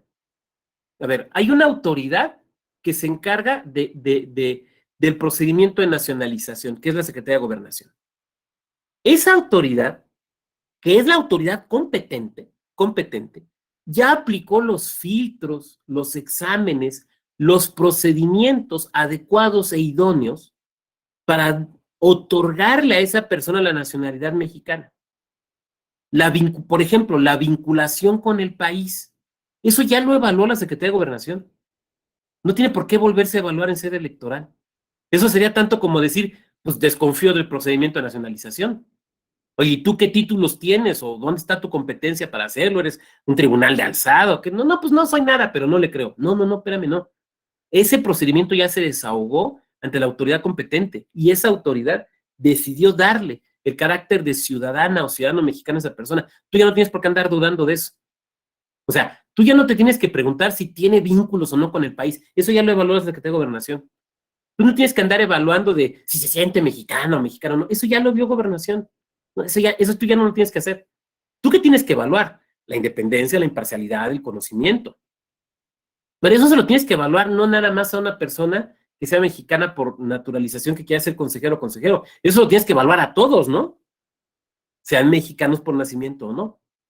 Y entonces, bueno, lo que determinó el tribunal en estas sentencias que he comentado es que es una disposición inconstitucional. Que es una disposición inconstitucional. O sea, una inaplicación por inconstitucionalidad. Entonces, al menos que yo sepa, puede haber más casos, pero al menos que yo sepa, en 2 soples tenemos consejerías que tienen la nacionalidad mexicana por nacimiento, por naturalización. Y nunca ha habido un señalamiento de están vendiendo las elecciones a no sé qué país. No. Eso ya es como un mito, pues, es lo que quiero decir. Entonces, se determina esa inconstitucionalidad.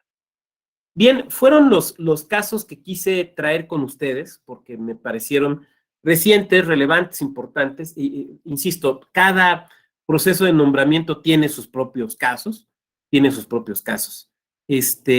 por ejemplo, respecto de paridad, hay asuntos interesantes donde incluso el Tribunal Electoral ha anulado nombramientos de presidencias de consejerías porque nombraron hombre correspondiendo mujer.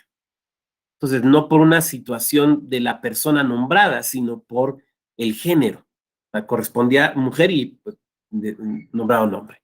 O sea, hay muchos otros casos, hay temas, por ejemplo, lo de la edad, que también ya he dicho que pues, se ha mantenido hasta el momento ese requisito incólume, por lo menos por referencia a los consejos generales de los soples, y a otra cosa serían los consejos distritales y municipales. pero sí en el Consejo General. Para el Consejo General sí se ha mantenido.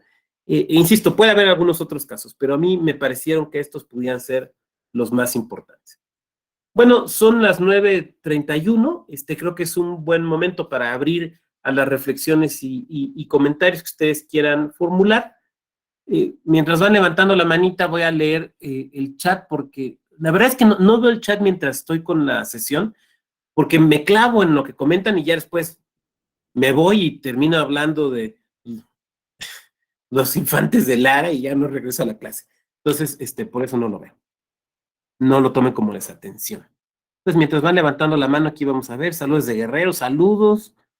De Aguascalientes también, tienen lecciones por allá. En el Estado de México. Sí, fue el caso que vimos.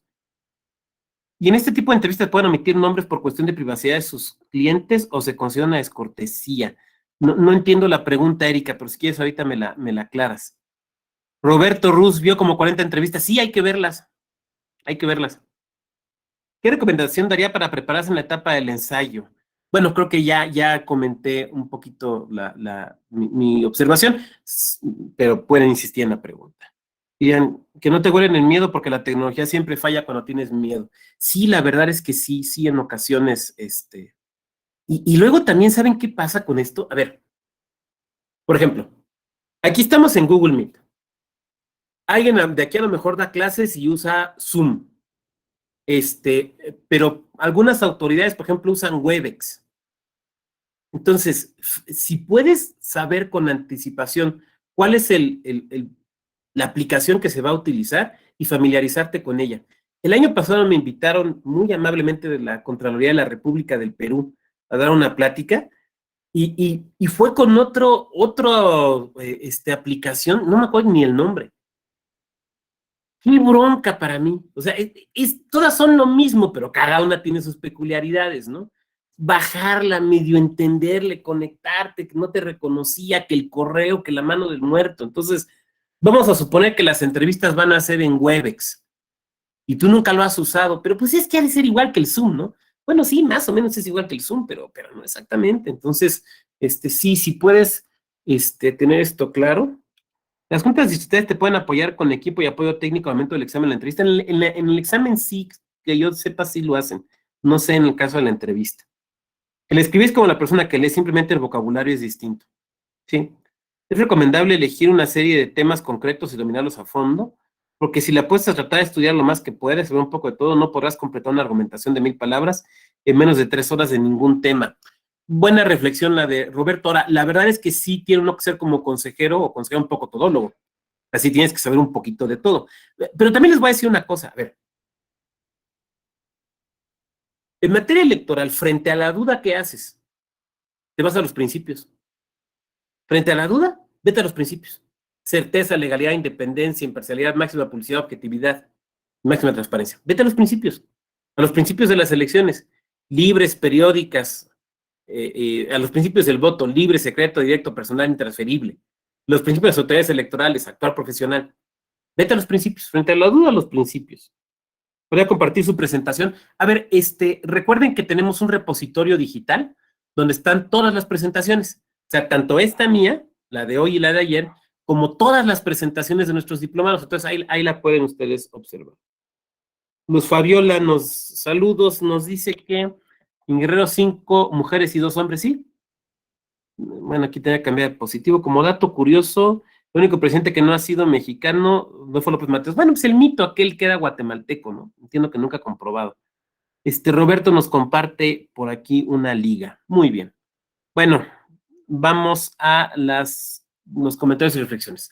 Roberto Ruz, te escuchamos, Roberto. Saludos, buen día.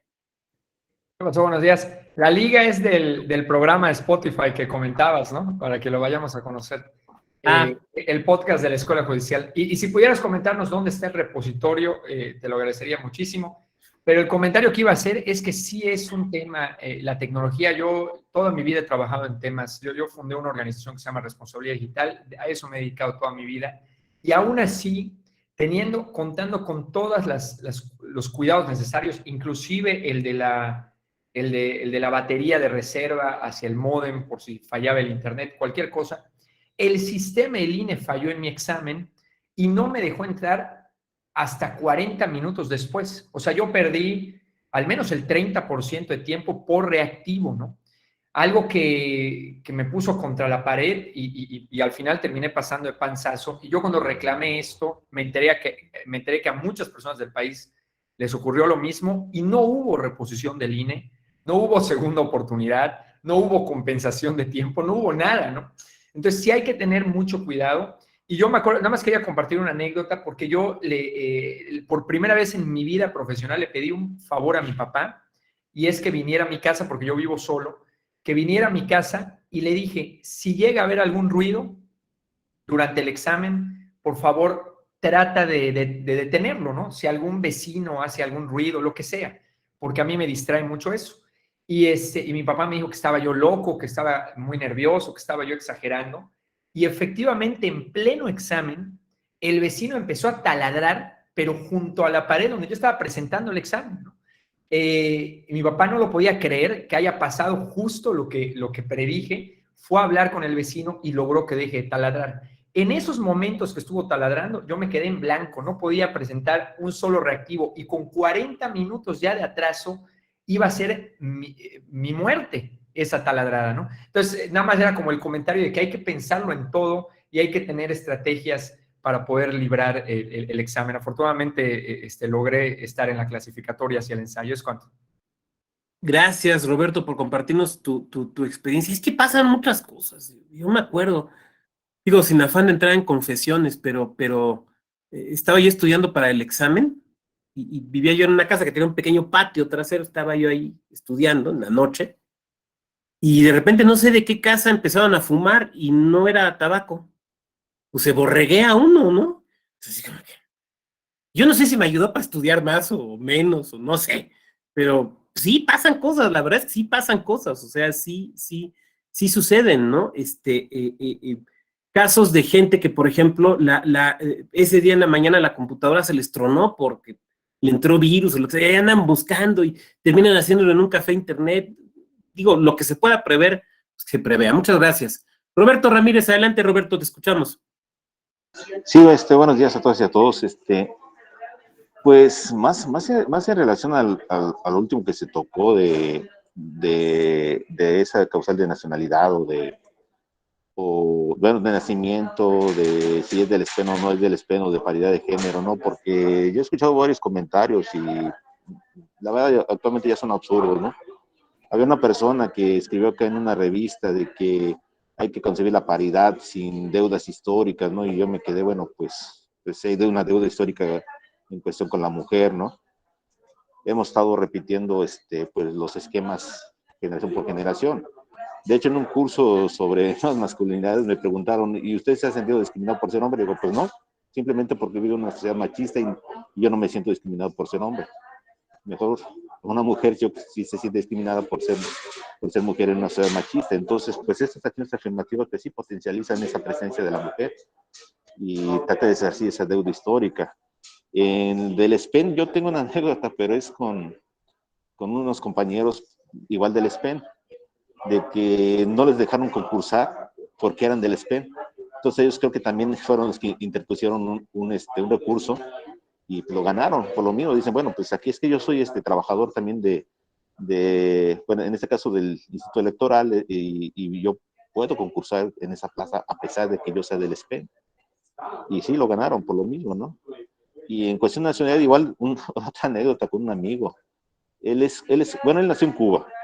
Él ya tiene 10 años que se nacionalizó mexicano y también le pusieron esa restricción que por qué no era mexicano por nacimiento. Y él dijo, bueno, pues yo soy mexicano, o sea, la Constitución dice que soy mexicano y aquí no hay ningún impedimento que me limite concursar, ¿no? Y yo me acuerdo que en esas pláticas con él dije, bueno, pues a lo mejor es una justificación histórica, ¿no? De que no sean mexicanos que sean mexicanos por nacimientos quienes ocupan esos puestos, ¿no? Pues hay que recordar que tuvimos malas experiencias en el siglo XIX de mexicanos que se habían naturalizado y que después fueron a pedir ayuda a sus gobiernos. Pues en el caso de Jean-Baptiste Jecker, que casi fue el causante indirecto de la invasión francesa, o William Forbes, que era un contrabandista allá en Nayarit durante la época de de la reforma. Inclusive financió la rebelión del Tigre de Alica de Manuel Lozada y en Nayarit. Entonces, pues, más bien son cuestiones históricas. En ese caso yo veo esa limitación de ser mexicano por nacimiento, ¿no? Obviamente que ya en este siglo XXI, pues ya no cabe esa limitación. Ya como usted mismo lo mencionó, de Chabela Vargas, ¿no? De que los mexicanos nacemos donde nos dé la regalada gana. Entonces, pues, ya no le veo esa justificación. Al final de cuentas somos mexicanos, ¿no? Y ya para terminar, en cuestión futbolera, yo me acuerdo de haber el ejemplo de Fernando Marcos, el comentarista, era esto, que no pudo ocupar un cargo. ¿Por qué?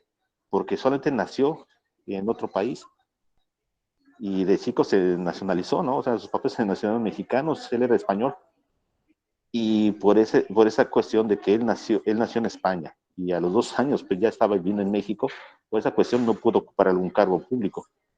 Y sabiendo la gran trayectoria de Fernando Marcos, ¿no? De que hablaba de todo, desde fútbol hasta política y de literatura y de todo lo que fueran los temas. Era una persona muy preparada. Y sería eso, está ahí mi comentario. Gracias. De hecho, se da el caso que actualmente uno de estos compañeros que venían del SPEN y que tenían esta prohibición legal es presidente de uno de los soples. Ahora, el problema no es del INE, o sea, el INE no hizo la ley. O sea, hicieron la ley y le dijeron al INE, aplícala, ¿no? O sea, el problema no está allí. El problema no está en el INE. El problema está en el diseño legal. Ahora, bueno, ya aquí se tienen las resoluciones y simplemente hay que atenderlas, ¿no? Y creo que buena parte del problema está en la exposición de motivos. A ver, yo no sé, son resabios de mi época de asesor legislativo externo, pero es que hay que hacer bien las exposiciones de motivos. Particularmente cuando hay este tipo de situaciones que implican restricciones de derechos, se tiene que dar la razón. A ver, ¿por qué se está haciendo? ¿Cuál es la razón? Porque, a ver, el problema que se enfrentó el tribunal en estos dos asuntos es que no está la razón.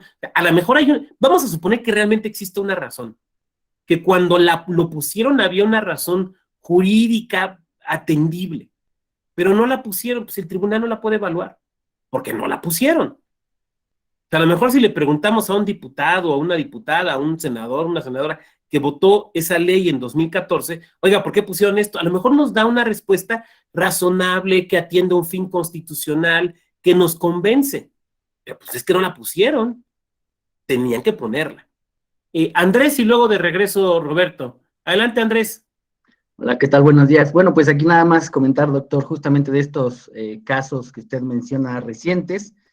Pues llama la atención el caso del Estado de Hidalgo. Se iba a renovar la presidencia y una consejería, y se abrió la convocatoria para hombres y para mujeres, y pues como usted lo mencionó, algún medio de impugnación impuesto por alguna dama, pues nos deja fuera a todos los hombres por la presidencia y por la consejería.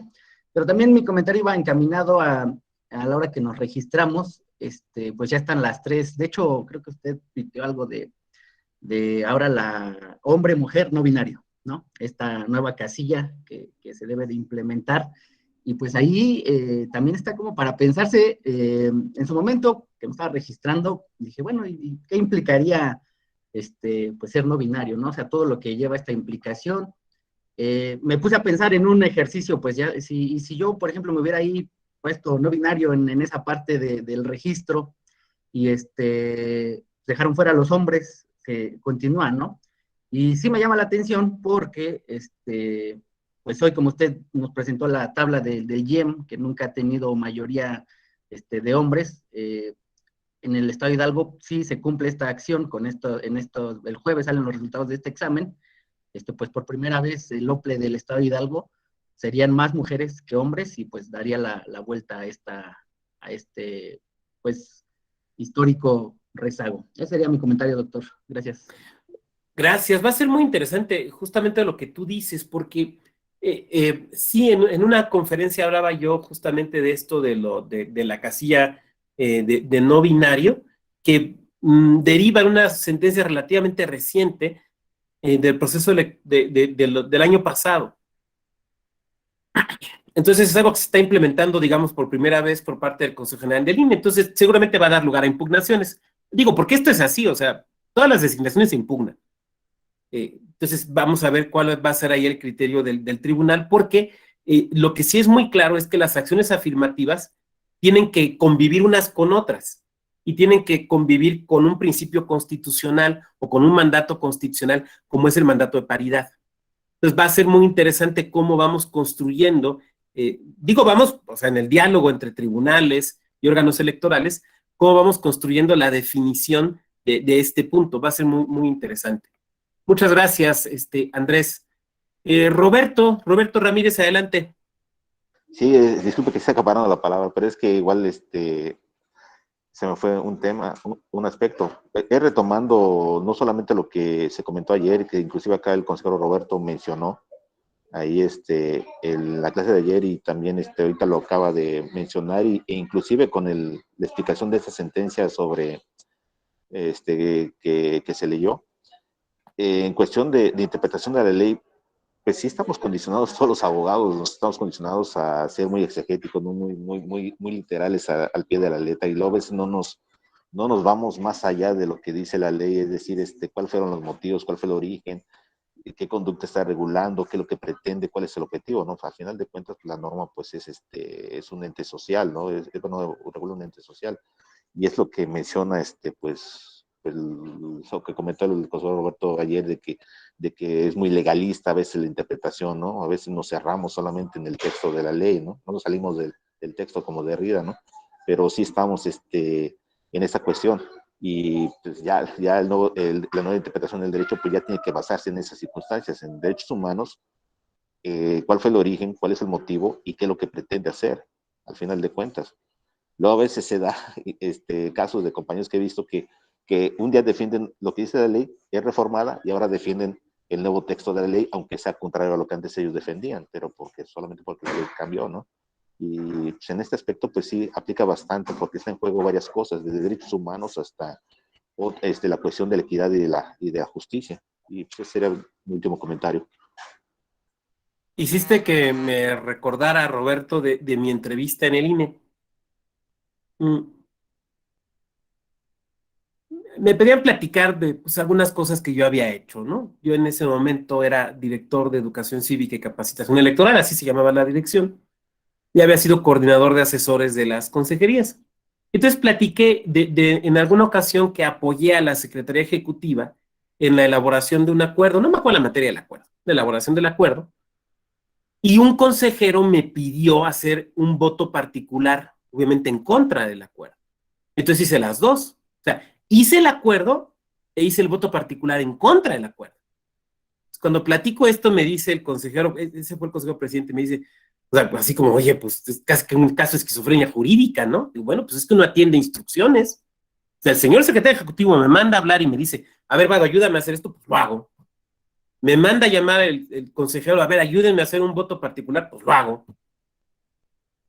Ahora, lo que pasa es que ahí es eso, pero ya que tú eres consejero o consejero, tú tienes que tomar una posición. O sea, si me hubieran preguntado, ¿y usted con qué estaba de acuerdo? ¿Con el acuerdo, con el voto particular? Yo estaba de acuerdo con el acuerdo, pero cuando se recibe una instrucción, las instrucciones se acatan, no se cuestionan. O sea, a mí no me dijo el consejero, ¿tú qué opinas del acuerdo? ¿A ti qué te parece el acuerdo? ¿Tú estás de acuerdo o no con el acuerdo? A mí me dijo, hazme un voto particular en contra. Ah, bueno, pues lo hago.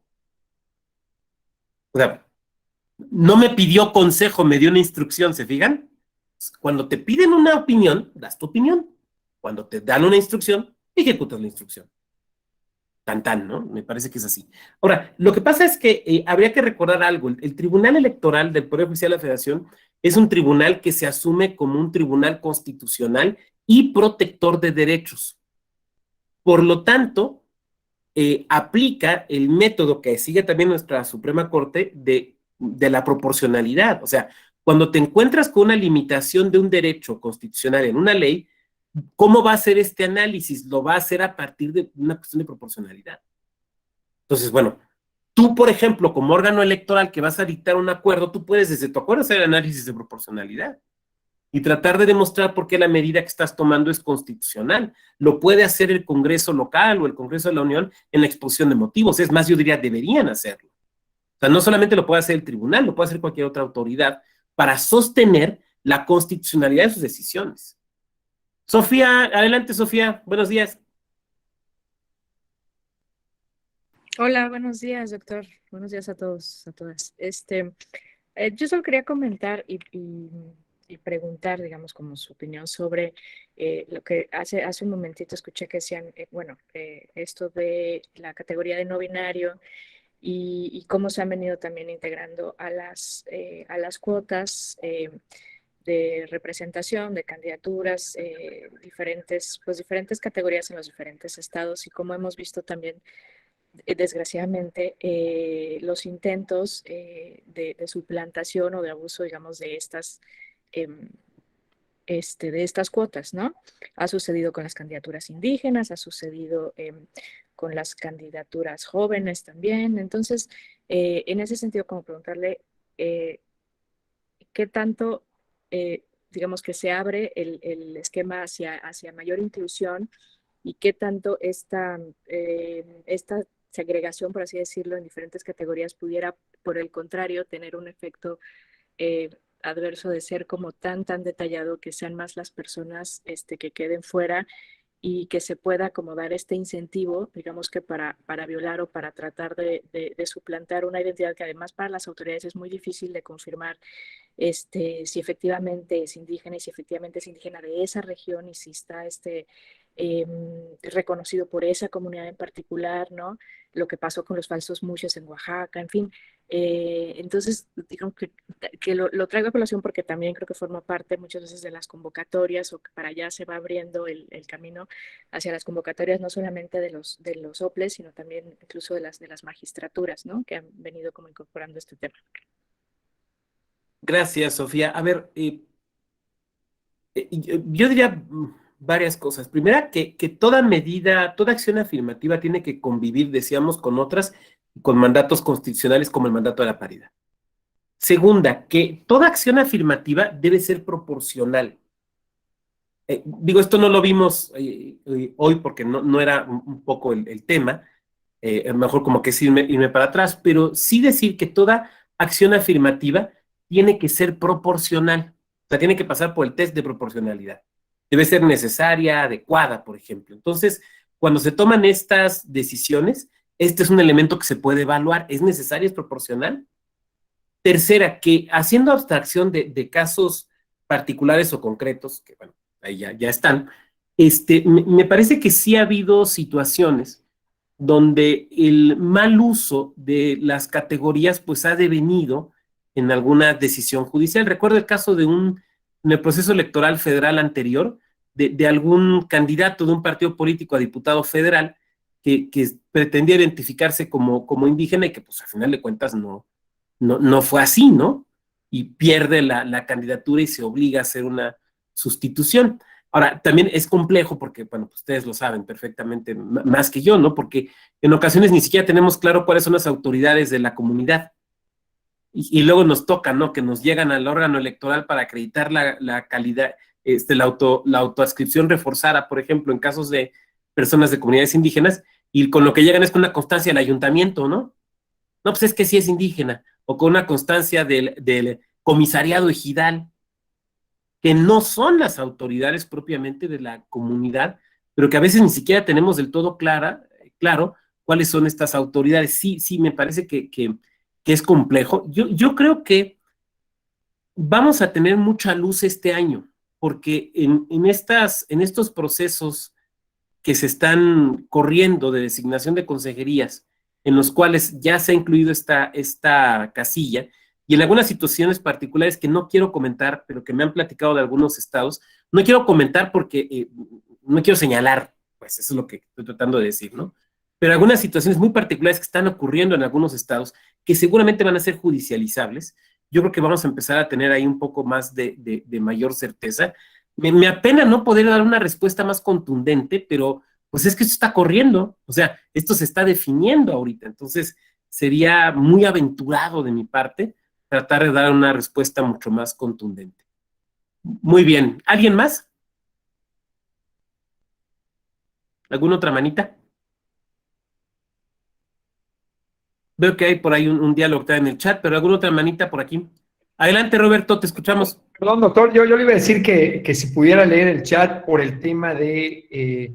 siempre me ha preguntado si debería el INE implementar acciones afirmativas para favorecer o darle un empujoncito a personas del interior del estado o indígenas para llegar a puestos de consejería?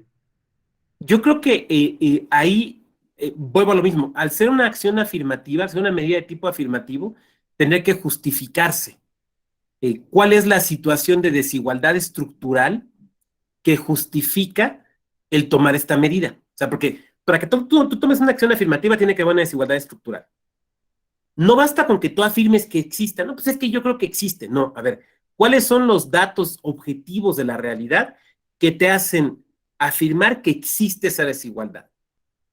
Vuelvo a uno de los ejemplos que vimos hoy, el del Estado de México. Pues ahí están los datos de la integración del órgano electoral y del porcentaje de personas, de mujeres que forman parte de la alta dirección de la administración pública. Entonces, demostrarla, o sea, no basta con que la firmes, tienes que demostrar la existencia de una situación de desigualdad estructural y a partir de allí, qué decisión se puede tomar.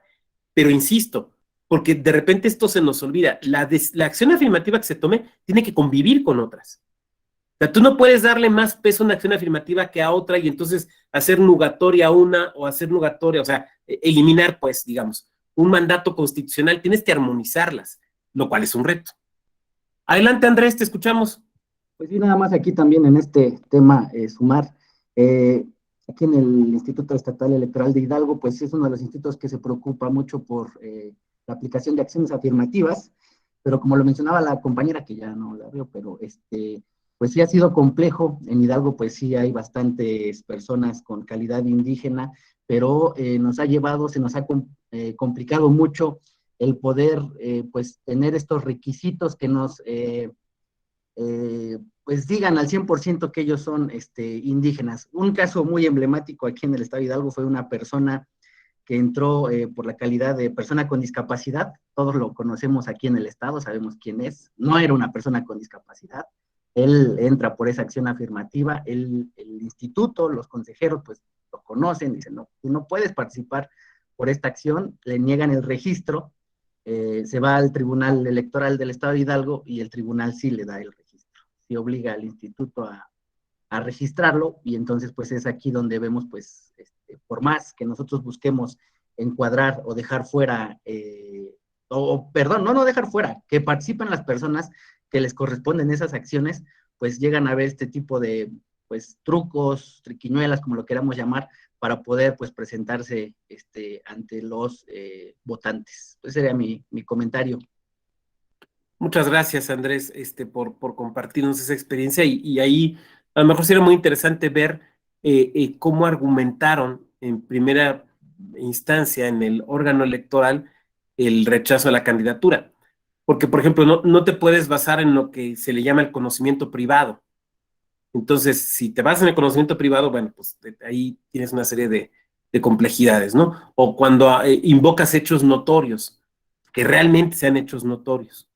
Yo les agradezco a todas y a todos su presencia en esta sesión. Sé que se quedan dudas, pero bueno, pues es que además es algo que sigue, o sea, son procedimientos que siguen corriendo, entonces se siguen presentando casos. O sea, hoy que estábamos hablando de esto de lo no binario, bueno, cuando se hicieron los primeros nombramientos en 2014, estoy seguro que no era tema, ni quien lo trajera sobre la mesa.